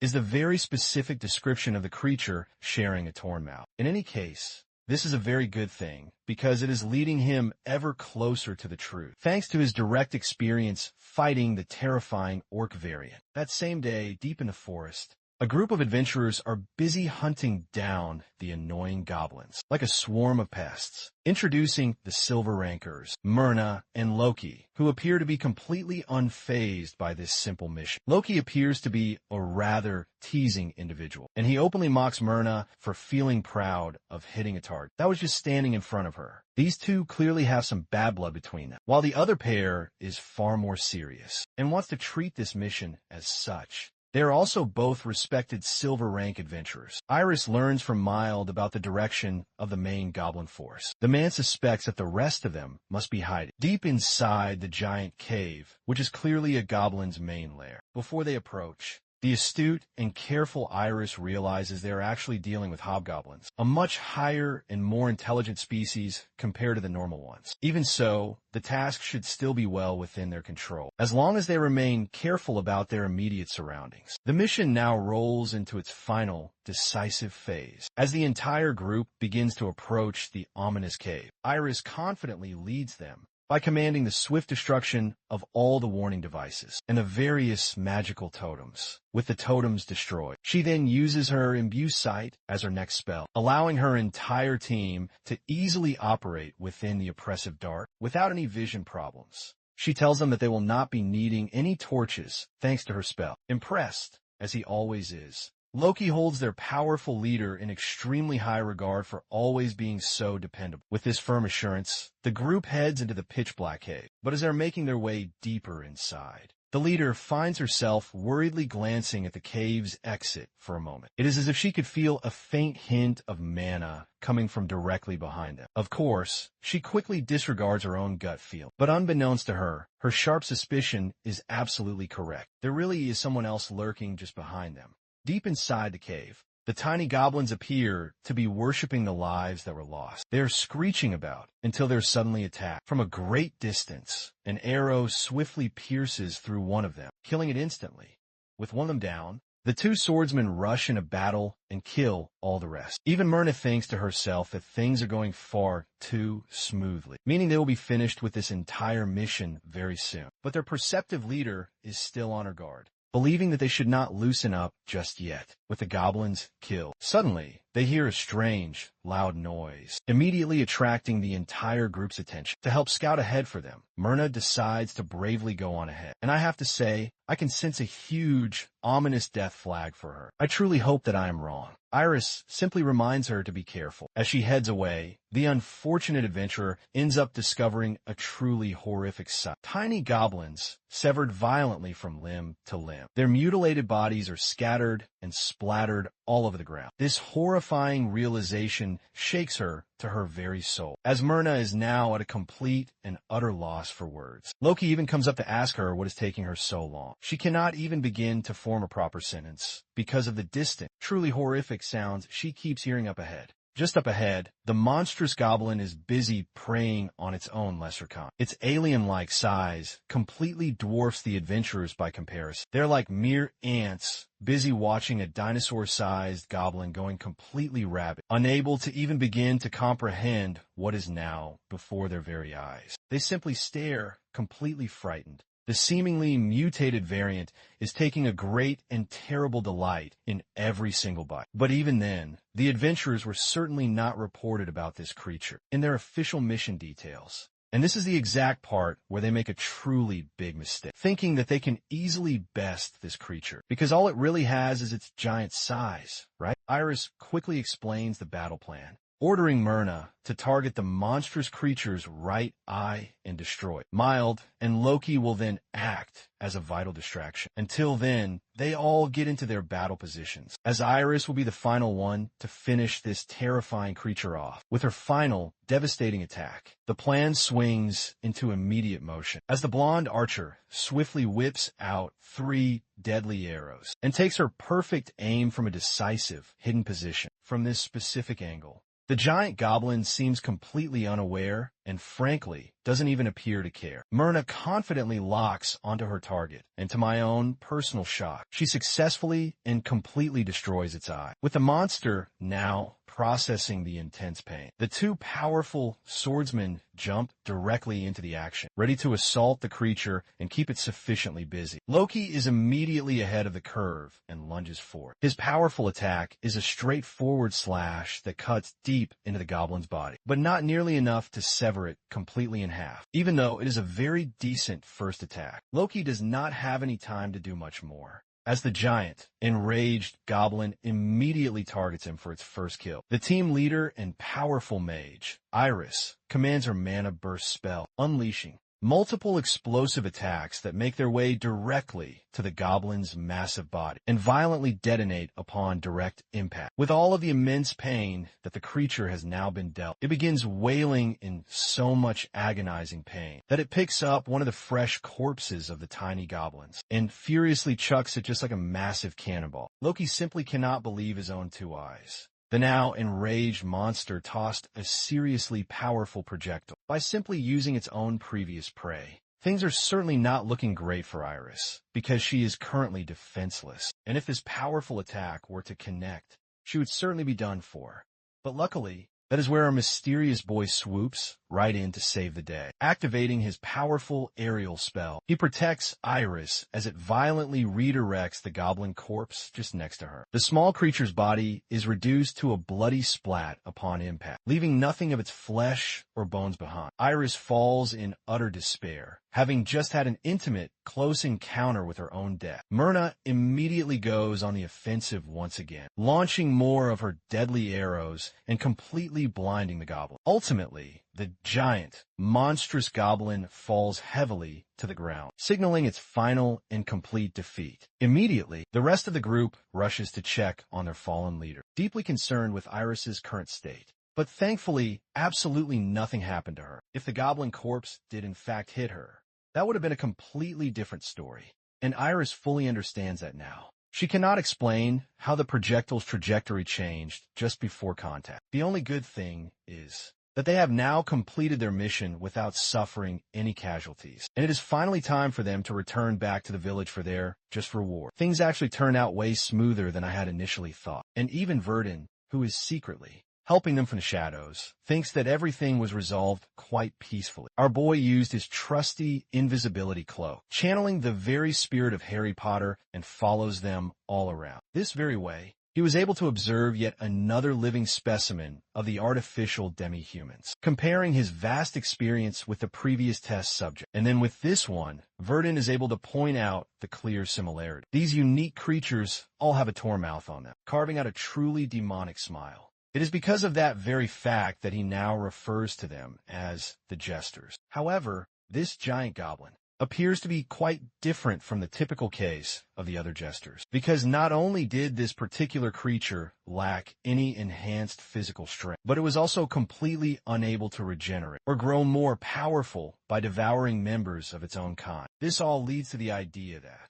perhaps this specific creature is nothing more than a failed experiment among the Jesters. At the very same time, our boy is left with a very positive impression of the powerful mage, Iris, the one who is leading the group, and is currently running a final, thorough check on the slain goblins. He understands that she possesses extremely sharp judgment and a very good sensitivity to the flow of mana. The very fact that she could sense his own mana from outside the cave is impressive enough. Despite his own secret contribution, our boy was not able to find anything truly notable in the end. Suddenly, his attention snaps toward another person, who is surprised to find a few unexpected visitors in his private cave. This mysterious man's uniform is quite different from that of a usual adventurer, causing Iris to remain on her guard and demand for his immediate identification. She sternly warns him not to come any closer. The man amusingly apologizes directly to them, even though they are the ones who have barged into the very place that he was supposed to be looking after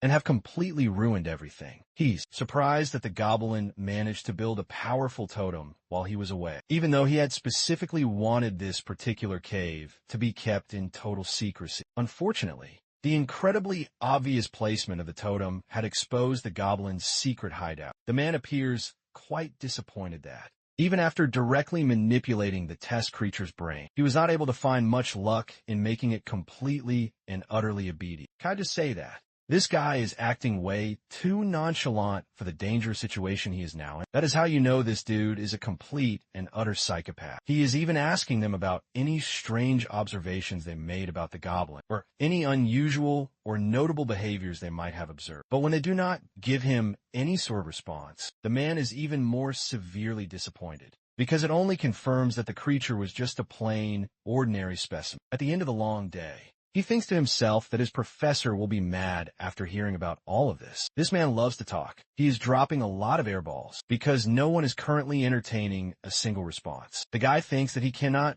do much else in this particular situation, except to simply start all over again. Ultimately, he confirms that the 4 unlucky adventurers will surely meet their deaths right here. This immediately prompts Iris's group directly into battle mode. She is curious as to how he is planning to fight them all while being so severely outnumbered. But this guy appears to have some kind of powerful anti-jump spell straight from the Heian era. A spell which Sukuna could have really used in his own final battle. Anyway, he is certainly not planning on letting them go, because they have completely ruined his very important experimental research. But it is not like he was planning to let them leave here alive anyway, if it had been a completely different outcome. Basically, by entering this cave, they have signed their own death sentence. Iris strongly opposes the very idea of a pointless fight, stating that they will keep their mouths completely shut about everything that went down here today.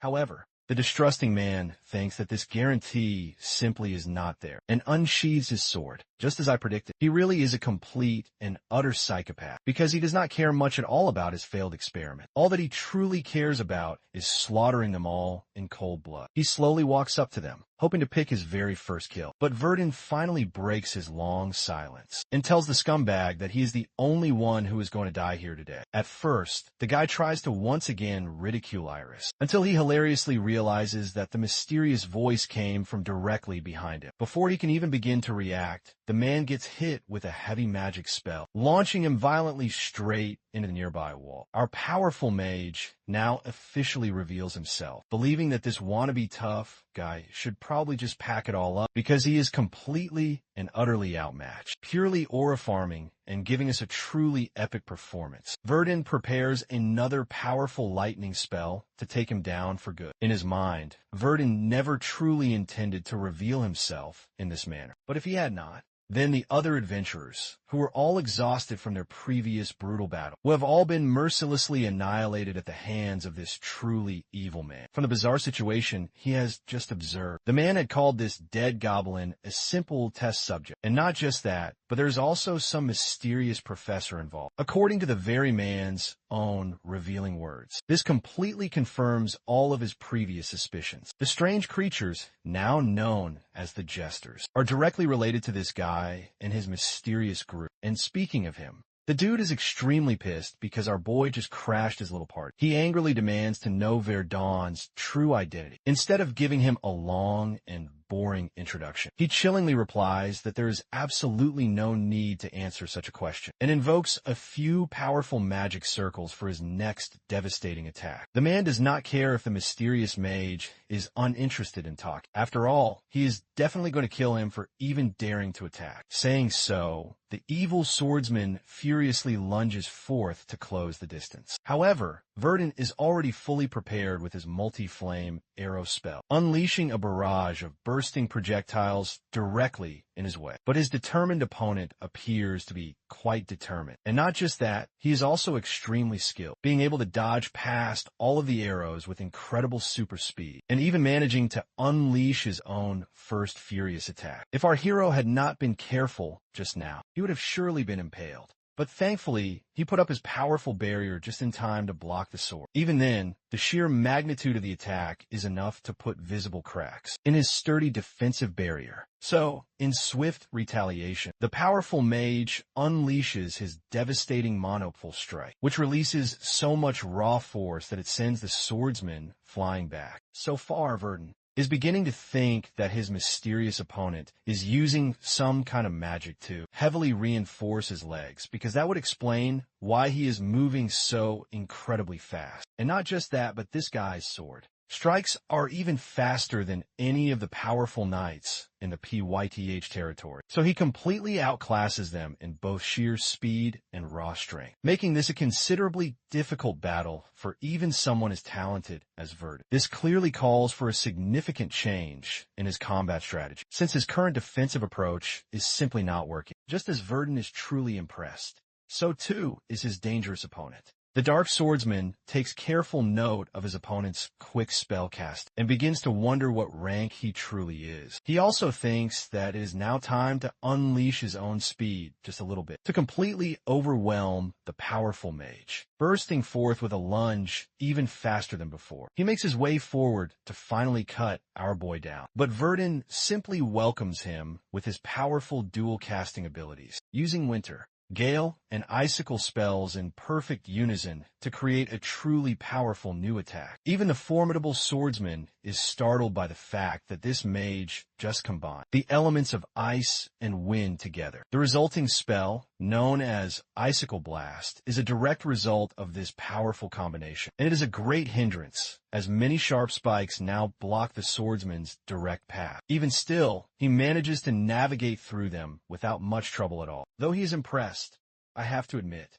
this dude is an absolute force of nature. He does not want to stop, and he is even now ready to deal the final, decisive blow, thinking that Verdun's raw talent is completely useless if he cannot even hit something with it. But little does he know, he has fallen right into our boy's clever trap, because right as he is about to cut the powerful mage down, our boy dodges it with a JoJo-ass pose, looking absolutely majestic as hell. The entire room is completely and utterly shocked. A simple mage was somehow able to dodge the attack of a speed-blitzing swordsman. And now, for the absolutely beautiful finisher. Verdun channels Gojo Satoru's very own aura, and just like Gojo famously says purple, this man simply says, ignition. he unleashes a truly destructive spell that blows up the entire surrounding space. Unfortunately, the powerful swordsman is somehow able to survive the initial blast, even though he was completely outsmarted by the wily mage, who had lured him in specifically to strike him down. This clearly demonstrates that Verdun is not just a highly talented mage, but also a truly genius-level tactician. Still, the swordsman thinks that this is all completely useless, because the very same clever tactic will not work on him twice. Realizing that his little gimmicks will not work anymore, Verdun confidently doubles down by saying that he will now start fighting like a proper, powerful mage. Then, first, he uses a strange spell on the adventurers who are just behind him, using his manipulation of the ground to erect a massive tower from the very earth. Iris is visibly startled, and so is the rest of her group, not knowing when it will possibly stop rising.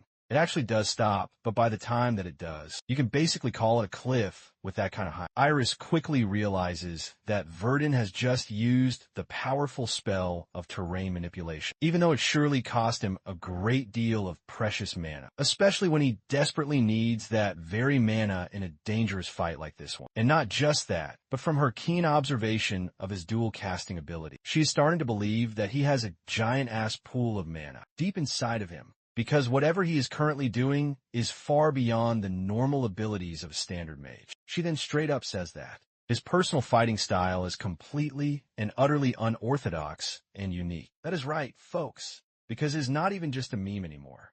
Verdun really do be moving just like Gojo. With the commanding way, he is looking down on his powerful opponent. The swordsman thinks that flying up high in the air is a truly cowardly move for a mage, especially when he thought that much more was yet to come. But then, the horrible realization finally clicks in his mind. Sure, Verdun has used the flight spell to move up into the air, but that then begs the question, why did he risk expending an immense and valuable amount of mana to secure the other adventurers? So far up top, as he glances at his own watery reflection in the water below, he realizes that the powerful ignition spell from before had caused all of the icicle shards to completely melt. Now, get ready for a pure and absolute masterclass on battle strategy, because the very next attack is going to be absolutely everything. Verdun readies himself for the final assault, while the swordsman begins to shiver in the terrifying realization of what is about to happen. Even the powerful Iris is at a complete loss for words. The astounding mage unleashes a full and devastating release of raw lightning magic, as a powerful thunder pulsates from his very being. It is a type of magic so incredibly rare that only a very rare exception of professors at the renowned Magic Academy can even begin to use it, invoking the third rank. Verdun roars down the powerful spell, Thunder Strike, directly upon his opponent. This vividly reminds me of Sasuke's powerful lightning dragon spell, Kirin. The man shudders in extreme and unbearable pain, questioning if he is currently facing off against the god Zeus out here. The very fact that this man has used 3 basic elemental types, and even the highly advanced element of pure lightning. And speaking of triple casting, Verdun uses all 3 of those elements to attack the now stunned swordsman. The resulting attack ends in pure destruction, raising up clouds of smoke and dust by the end of that devastating strike. Verdun calmly descends from the air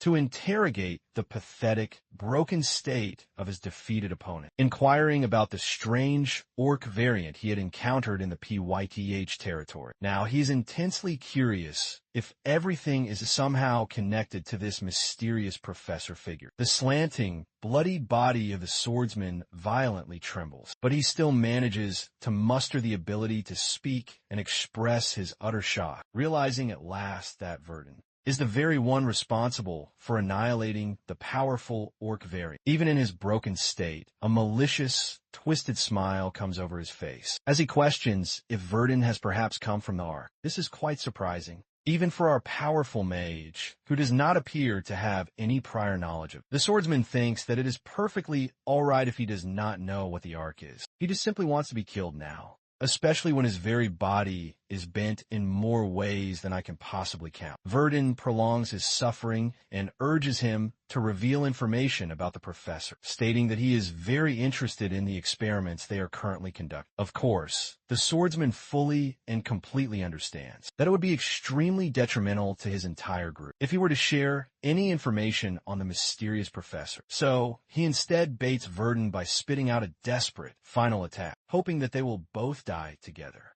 In this very instance, the projectile is incredibly quick, and though it was a clever final attack, our boy easily blocks it with his powerful, impenetrable barrier. Realizing that this is all he is going to get from the defeated swordsman, our boy finally puts him out of his misery with his earth-shatter ability. What a truly gruesome and brutal end. And yet, despite getting this far, he still was not able to learn anything about the mysterious jesters. As for the now-saved adventuring group, these guys are out here completely intimidated by our powerful mage. They are on their guard, as his looming, imposing figure orders them to now work for him from now on. In the very next scene, we suddenly jump ahead to the part where Iris is collecting the additional compensation in reward from the village chief for successfully clearing the difficult mission. Also, she made absolutely sure to firmly threaten the villagers for completely failing to report the mutated goblin's direct involvement. And just to keep her completely quiet, the terrified village chief threw in an additional hefty 1 million. It is very good money, and she now thinks that they have finally paid their dues, which means they can now part their ways with a mysterious mage. However, our boy firmly stops them and hands him a generous cut, stating that it is their deserved commission fee for the very next mission. After all, they will be heading to the great city of Martes from this very village, and he is certainly going to need her help.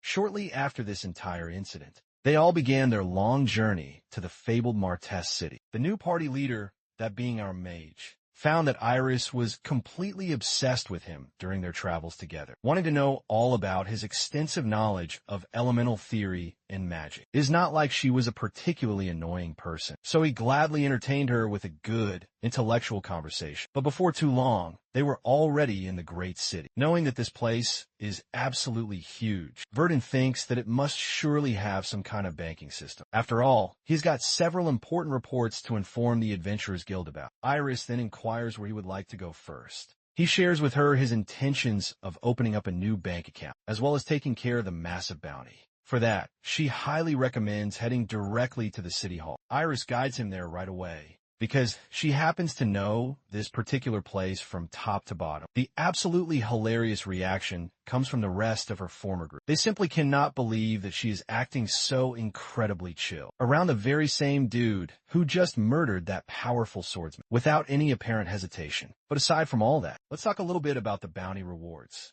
They are all handled directly through the Martes City Hall. Unfortunately, Verdun was just about to get into serious trouble for not having an ID on him, because he has yet to create one after he completely switched bodies. Luckily, though, thanks to the official guarantee he received from the powerful Baron Pyth, no one even asked him shit.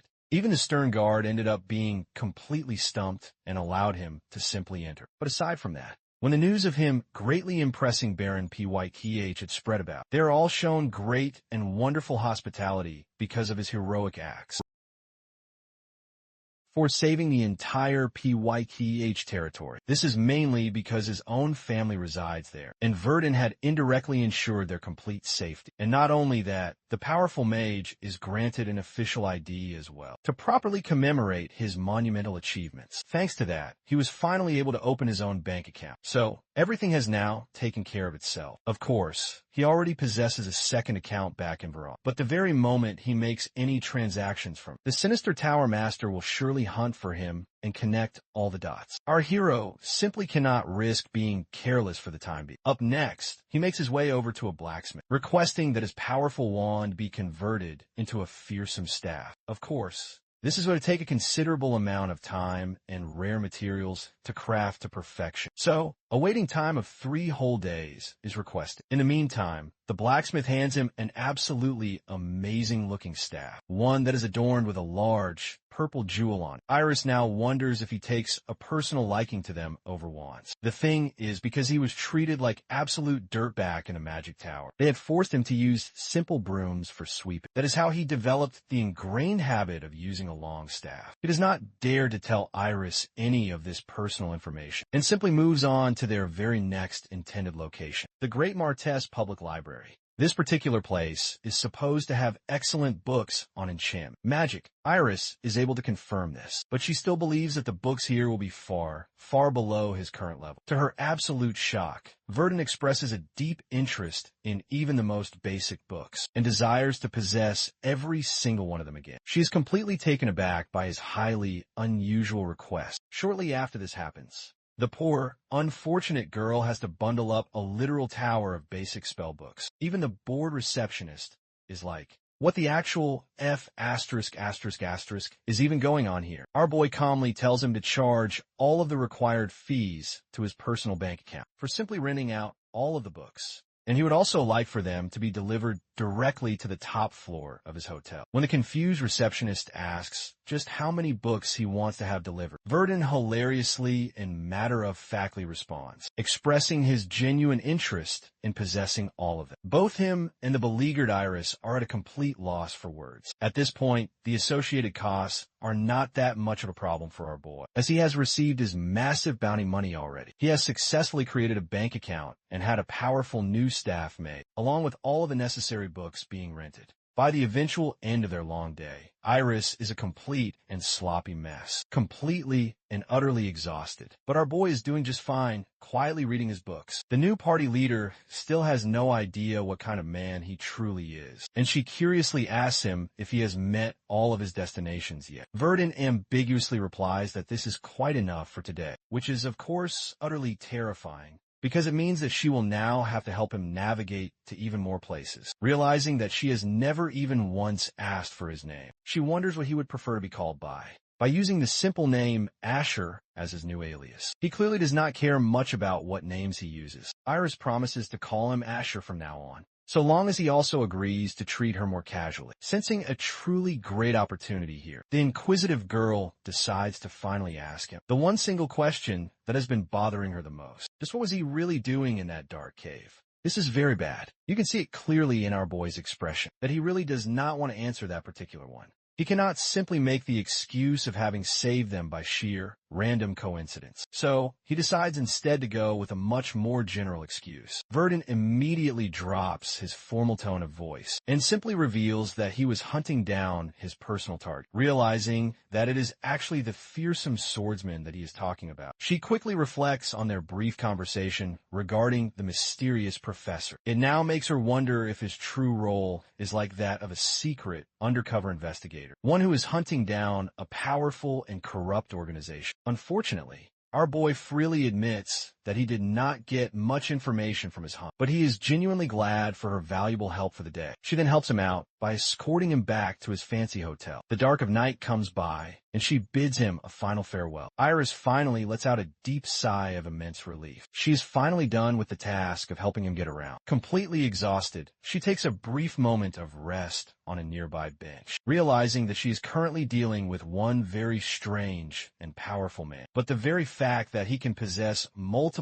different elemental attributes all at once and at the same time carry an absurdly large amount of mana is what makes him so very special in her own eyes. But aside from all that, even for his young age, he's got an insanely good grasp on the fundamental theory of all magic, even better than some of her very own esteemed professors. Complimenting our boy internally ends up in her drooling over his very good looks. I mean, he is textbook Gojo Satoru, but with slightly longer hair. Then again, she finds it quite hilarious that he is so completely dry and unentertaining in his regular conversations. It is like speaking with an inanimate object. Iris is out here getting intense butterflies just by thinking about him, and has to physically stop herself from doing so, comparing him to all the rest of the mages that ever graduate from the prestigious Magic Academy. She now concludes that Verdun is the most skilled one of them all. He is the very definition of a truly talented individual, now more determined than ever she prepares herself to bother him even more about magic. But then,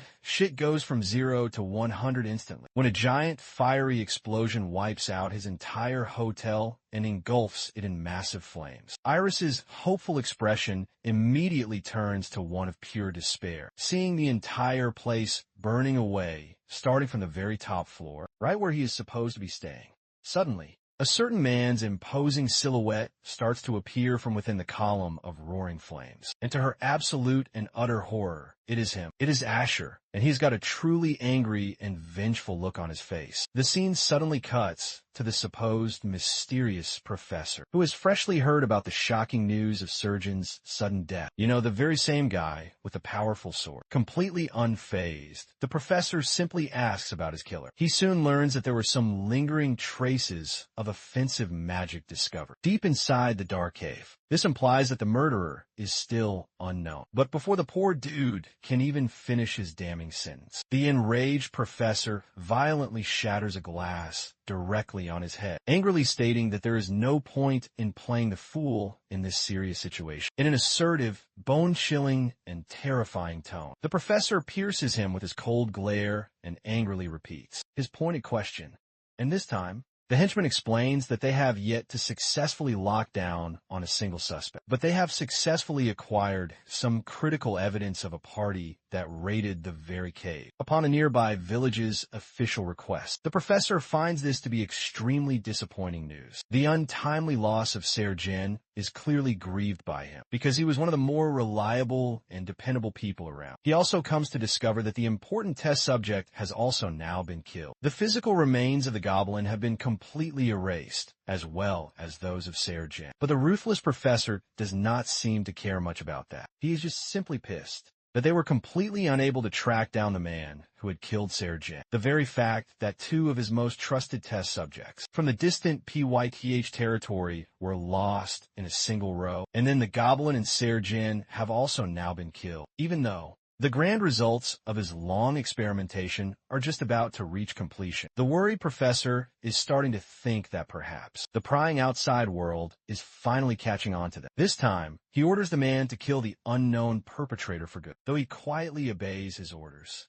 The dude is clearly seething on the inside because of the professor's arrogant attitude. He now fully intends to make a powerful statement by returning with the severed head of the man who is responsible, just to finally shut his old ass up for good. And then, let's go back just a few short minutes before the grand explosion had happened. Verdun had found himself calmly reading about some basic magic spells, while his would-be spy was actually observing him quietly from the shadows, as he had stumbled about while reading all of the books, and finding them to be quite inefficient for the most part. The foolish spy had thought that he would easily be able to kill Verdun the very moment that he had finally went to sleep. But all of a sudden, the entire room had went completely quiet. That is, until Verdun suddenly chanted Earthbone as a powerful spell, scaring the absolute crap out of Guy as he flew away in absolute fear. With his hidden position now completely exposed, he quickly takes to the high ground, completely unable to comprehend how he was detected, despite his powerful stealth ability. And that now leads us directly to the current tense situation. The now vicious Verdun is locking down on his intended target from among the growing crowd. The terrified spy is scared as all hell and wants to make a desperate run for it. And he, also, simply cannot believe that our boy had the balls to pull off an explosive spell inside of a public and crowded hotel. Having now confirmed his powerful third-tier magic status, he fully intends to make a hasty retreat. My majestic, blue-eyed king simply hovers menacingly in the air like a veritable god, in order to successfully fabricate his quick escape. The clever man stirs up even more chaos by calling our mage a terrorist, and labeling him as the clear and obvious enemy. This gets the entire crowd panicking wildly. Pure chaos immediately ensues as Verdun finds himself completely astonished. He is now dealing with an assassin that somehow bypassed his magic detection spell. The only conceivable reason our boy was even able to catch him was because of the assassin's very own costly mistake, having now erased his own presence completely once again. Verdun is able to find him again quite quickly, arguing that to erase oneself so completely actually makes them even more obvious. It is like a black hole on a simple piece of paper. It simply stands out. The furious mage roars down a powerful spell and catches the guy directly with his attack. Even the experienced assassin is having a very hard time understanding how this man was possibly able to use pure manhwa logic to so easily find him over here. He is now frightened to the very point that he compares Verdun to a literal monster, a cruel creature that does not care about the well-being of any of the civilians. As he recklessly throws around such dangerous and powerful spells, it would be absolutely right to consider Verdun to be completely ruthless in battle, because this man now prepares yet another powerful magic arrow circle and unleashes it directly upon the now fleeing assassin. Unfortunately, the assassin manages to break into a nearby building so that he can now shelter himself from any more of the devastating aerial attacks. This now forces our mage to dispel his spell and return to the ground. He follows him directly inside, realizing that his clever opponent has deliberately picked a specific place that is packed with drunken, unruly vagrants. Right away, the people in here are all acting quite suspiciously, even though Verdun just simply wants to know about the guy who had just run through this place. The bald-headed man tells him that if he wants to get any valuable information, he will have to put up a truly valuable price for it. Realizing that he is now at a lost cause in here, our boy turns his full attention back to his immediate surroundings and assesses that there are not any visible exits to be found around here. Right as he is thinking that the assassin must be hiding inside, the swordsman suddenly tears directly through the bald head's vulnerable chest. His brutal strategy was to clearly and completely surprise Verdun by attacking him directly through an innocent vagrant. A brutal and unexpected move, yes, but also a truly cowardly strategy in his own eyes. Unleashing his powerful shockwave spell, he forcefully sends the assassin flying backwards, forcing some much-needed distance between the two of them. But even so, this much is certainly not enough to take out this dangerous guy. He manages to block most of it with his blade and quickly assesses the dire situation, knowing that ordinary mages are completely incapable of both attacking and defending themselves at the very same time. The assassin's entire strategy now hinges on force Verdun to open up a powerful magic barrier, and in that precise moment, he will then use a clever smoke bomb to get his ass out of this precarious location. But our boy is completely ready for that coming smoke. The assassin openly and foolishly lunges forward to strike him down, hoping for the exact moment that his powerful opponent will finally cast and open a defensive barrier. But to his utter and complete shock, the swift response from the mage is not one of pure defense, but is rather a devastatingly offensive spell. He uses his Earthbone spell in the place of a normal barrier, completely and utterly putting the assassin off his guard. With a massive lump of pure mana now concentrated on the very edge of his staff, the overwhelming and powerful mage powers up his central crystal, making the assassin realize that he is now dealing with a rare type of mage that does not even lose in straight-up close-quarters combat. From everything that he has been able to observe so far, the assassin is now damn certain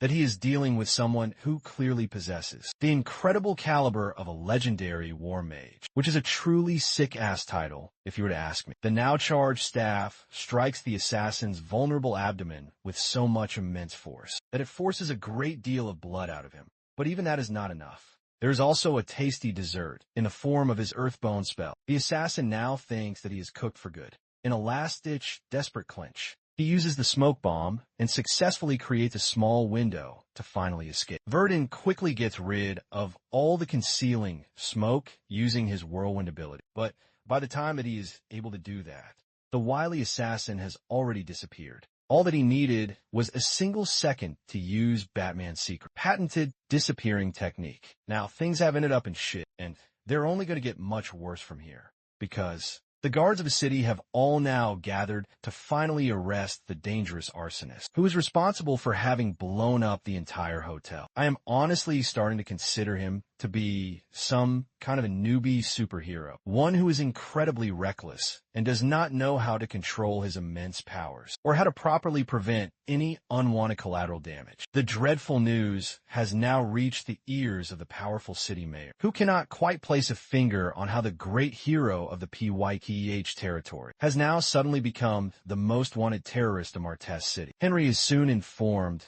that the mysterious mage, Asher, says that he was suddenly attacked by someone who had tried to assassinate him directly in his very own inn, which then led to all of these various complications. And furthermore, they have now drawn a direct relationship between this new incident and another, one that involved the mysterious murder of an adventurer in their own guild. Hence, that is why the great guildmaster of the city, Oscar, has personally decided to directly oversee the entire situation. Mayor Henry now realizes that the poor mage must be feeling quite rightly annoyed, having just stepped foot into their city and already having been brutally attacked. As for the extensive damages, it is now clear that the entire top floor of the hotel has been utterly destroyed to a considerable amount. There's also a newly reported death of a known criminal, the very same vagrant who was present in the building at the time. The dangerous assassin is now directly linked to both of these damages and is currently being actively tracked down.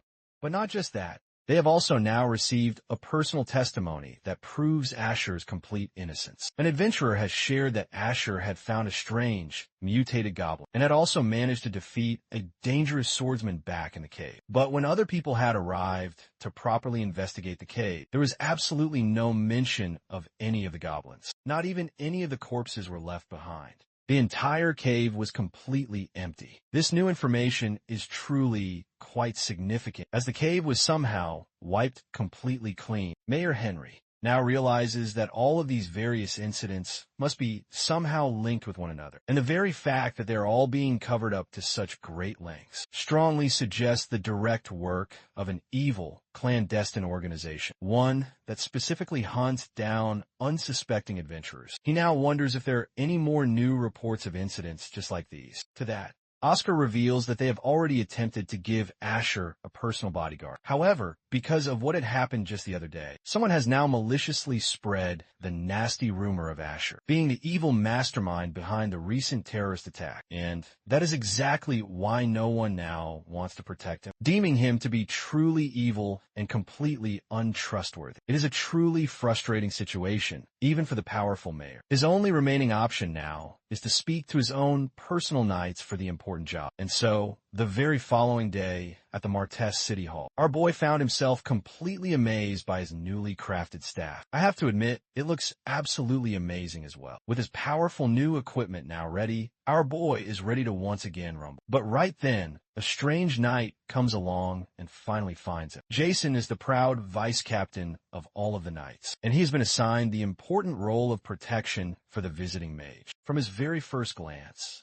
even Jason cannot shake off the strange feeling that Verdun is the widely rumored and completely crazy mage. And speaking of our boy, he now realizes that the mayor no longer suspects him, if they're now assigning him a powerful bodyguard just like this. However, what is most interesting about Jason in particular is his very youthful looks, as well as his talented third-tier level of swordsmanship. Verdun now wants to leave the City Hall's grand reception area, but Jason thinks that he should first agree to the condition of letting him tag along with him first, considering this to be a rather unfortunate situation for him. He reluctantly agrees to take the young knight along with him, but this seemingly dismissive attitude completely humiliates the proud vice captain, because it clearly implies that the mysterious mage is looking down on him. After traveling for a full half of a day, Jason is now starting to get really and truly frustrated, and he questions where the hell it is that they're even going. Funnily enough, our boy simply reminds him that he can go wherever he so likes. His appointed bodyguard must now follow him, after all, but the young vice captain finds it to be extremely annoying that they have now walked for countless hours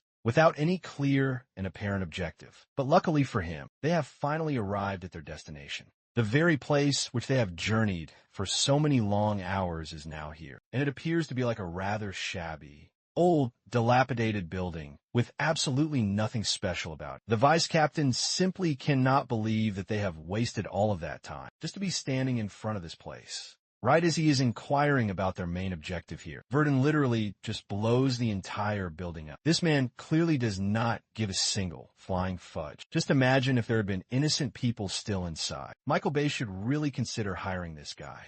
The poor vice captain now shudders, in utter shock, having just witnessed our mage annihilate a building with his magic, without any apparent thought or hesitation. The powerful mage then expresses that he had come here specifically to find someone. More specifically, the scumbag assassin who had tried to brutally murder him just the other day. Jason then asks him to confirm the fleeing assassin's exact location, only for our boy to confirm that he is now somewhere around here. From their intense fight just the other night, our intelligent mage had briefly touched his body and had left a powerful spell on it. It is a unique and powerful spell that he has learned only recently, one that allows him to create powerful mana links and flows throughout various locations. It is called Trace and is formally considered to be a type of tracking magic. The very fact that his powerful spell is still up and actively run means that the foolish assassin has absolutely no idea that it has been placed on it. That is a very good thing for our mage, though, because with this, they have now managed to uncover a secret, hidden underground passage. Furthermore,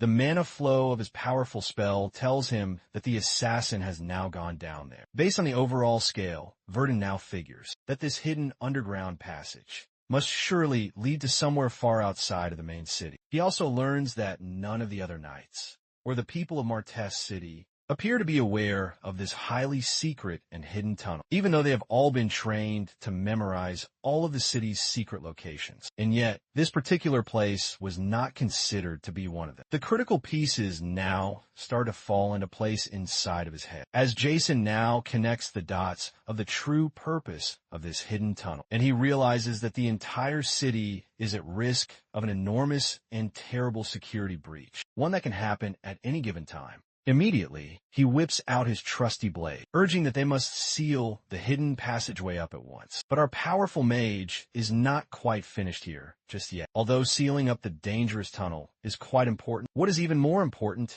is following the assassin that has just escaped. Well, Jason now argues that they should immediately call for backup in a dangerous situation like this. But Verdun thinks that if they were to wait for too long, the cunning assassin will surely be able to escape. They must make haste in the present. And saying so, he descends directly into the hidden tunnel, leaving the poor knight at a complete loss for words. He thinks that Verdun is acting far too chill towards a proud vice-captain of the entire city. And yet again, it seems as though our mage is underestimating Jason's powerful abilities. Completely pissed off, he too now jumps directly inside the dark tunnel, believing that all mages must have the same extremely annoying attitude on them. Speaking of which, do you remember the cunning assassin that had just escaped? He is currently pacing around very slowly with Vegeta's iconic broken arm pose. The guy is currently moping over the very fact that he had wasted a shit ton of his time, just loafing around right after he had escaped from the previous battle. It had taken him some valuable time to properly recover and heal all of his wounds. He also made absolutely sure to cover up his own tracks, so that no lingering traces were left behind at all. That is why he has stayed in here for so very long. But with the terrible way he is now handling this particular situation, he is absolutely certain that his terrifying boss will surely end up killing him. He is so very frightened by that very thought that he even considers just running away to some other safe place. But how will that possibly make a single bit of difference? Because an organization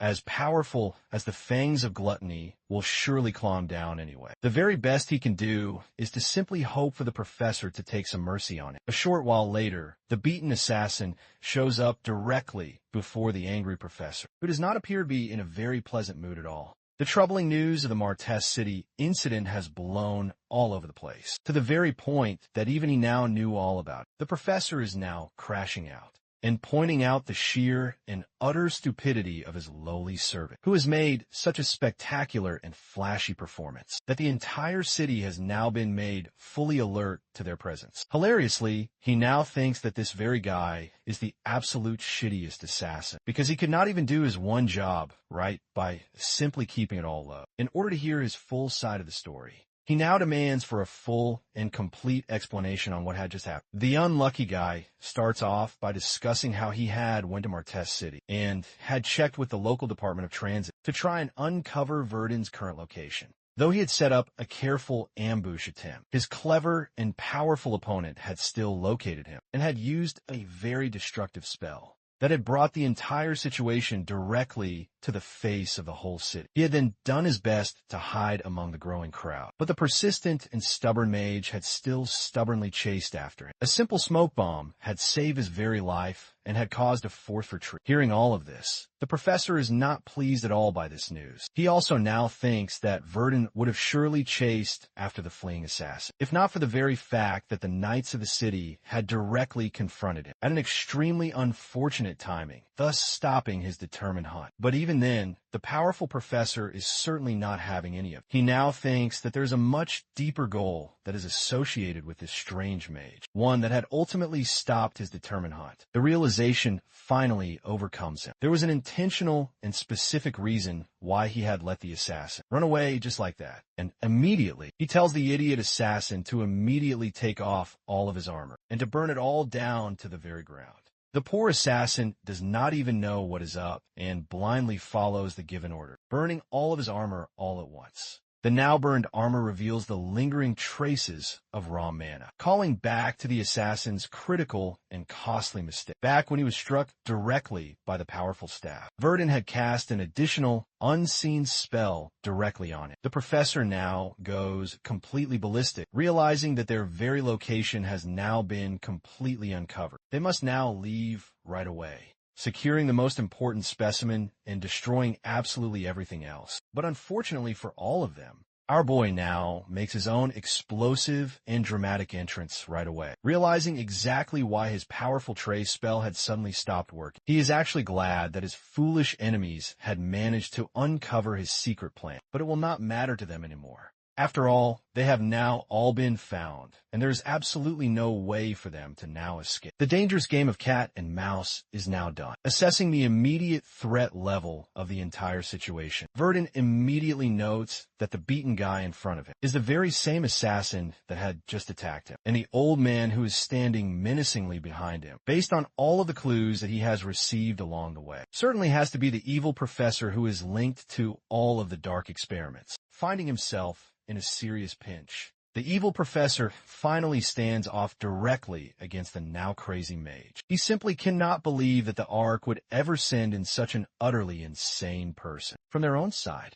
But annoyingly enough, Verdun still cannot fathom why the mysterious Ark is constantly being brought up whenever he directly confronts any of these strange people. It is just like the previous situation from back in the cave. He now wants to extract all of the vital information that he possibly can, but his most immediate job is to first knock the both of them down first. So he uses his Earth Spear spell to try and catch them both off guard. Well, the beaten assassin now steps in front of him to directly block the powerful spell. The professor is still extremely mad that his idiot subordinate has now messed up things, all the way to the very point that their enemies are now at their front door. With a dire situation just like this, the professor now tells him to try and stall for some more time, while he can now move his own grand plan forward. Verdun certainly does not want his ass to be simply running away, so he quickly casts more of his powerful magic arrows to try and catch him. Unfortunately, they're all easily blocked by the desperate assassin, who now proves to be a mere diversion for his cowardly master to run off. He simply cannot risk failing any more than he already has, even though he has blocked a greatly weakened version of his last attack. Verdun now thinks that if he were to go too far now, he might just end up killing the very guy, and he does not want to lose his valuable chance of finally obtaining some information. Right now, he is in a serious pinch. He now has to somehow capture without actually killing his target. The desperate assassin now goes on to unleash his sharp sword against the brave vice captain, who is able to defend himself quite capably. Jason now instructs Verdun that he will be able to handle things in here, thus allowing the powerful mage to push past him and directly chase after the professor. Without even wasting a single breath, this man literally just flies on ahead, looking like a freaking Dragon Ball Z character over here, making poor Jason regret ever helping him out, because the bro did not even bother to say thank you and just simply left, despite now bursting forth with an incredible amount of speed. Verdun just simply cannot seem to find the fleeing professor anywhere. Only a little bit of time has actually passed, so it does not make any logical sense for him to have escaped so far away. Suddenly, he is startled by a disgustingly strong and foul stench. It is the unmistakable stench of freshly rotting corpses. The powerful mage now confronts the evil professor at long last, who now appears to be more confident and truly sinister than ever before. He clearly knew that his lowly subordinate would surely fail to stop the crazy mage, but he is genuinely glad that Verdun came here anyway, because he has been dying to show the entire world his magnificent new creation. In the giant, imposing cage that is directly behind him rests an entire army of torn-mouthed creatures, the Jesters. The powerful mage now finally comes to terms with the dire situation, and he realizes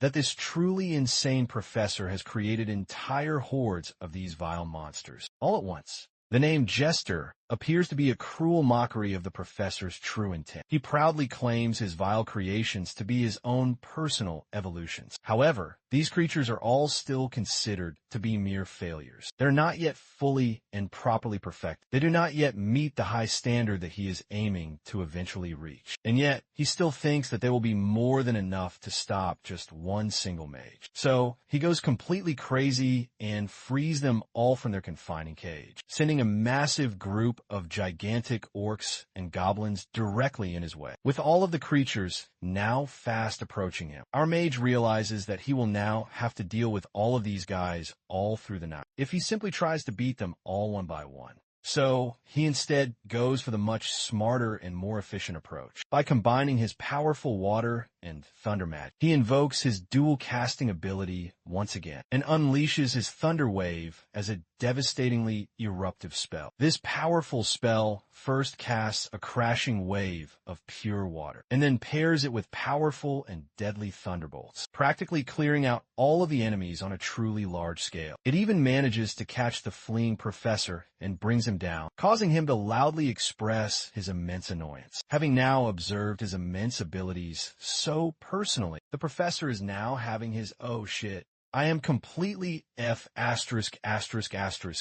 moment, because this is certainly not an ordinary third-tier mage, from the precise way that he is now controlling his immense powers. This guy now appears to be a powerful fourth-tier magician of the absolute highest caliber. He is literally destroying all of the various mutations without much apparent trouble, having spent many long decades meticulously researching and crafting these monstrous and terrifying psychopaths. It is truly absurd that everything is now about to come to an end in a very short span of just a few minutes. In a last-ditch, desperate attempt to try and save his own life, he quickly taps open a secret hidden door and quickly enters the very room where his ultimate and final specimen is now being kept, inside of a large, fluid-filled chamber. This terrible creature is the professor's finest creation, a true masterpiece that terrifies me the more and more that I look at. Bro has got an hourglass-like body that most girls would surely die for. I do have to wonder what his workout routine even is. Verdun very quickly catches up to the now cowardly professor, who simply cannot believe that the powerful mage has annihilated all of his precious test subjects so very fast. Our boy very casually admits that he has now burned them all, so there's now no way for him to possibly run away. The professor finds this entire situation to be utterly ridiculous. Even though he had deemed them all to be his failed test subjects, they were all still extremely powerful in large numbers. Just one single mage should not have been enough to kill them all, and certainly not so very quickly. With this one accomplishment alone, he is now dead certain that Verdun is of the fourth-tier caliber for any mage. And speaking of our boy, he is now deeply intrigued by the strange sight of a new creature that is currently being preserved in the nearby chamber. The professor's visible nervousness is quickly replaced by his own immense pride. He has never been more proud of a single creation before now. This terrifying creature is now dubbed Gluttony, the very symbol of their entire group and their twisted, evil ideology. It is the ultimate life form, one that is designed to devour everything in its sight in order to become more and more powerful. Verdun gets intense chills when he hears that. This very creature is supposed to be the future of all of humanity. He cannot risk things to get any more out of his control, and he swiftly slices off the professor's remaining arm. Finally,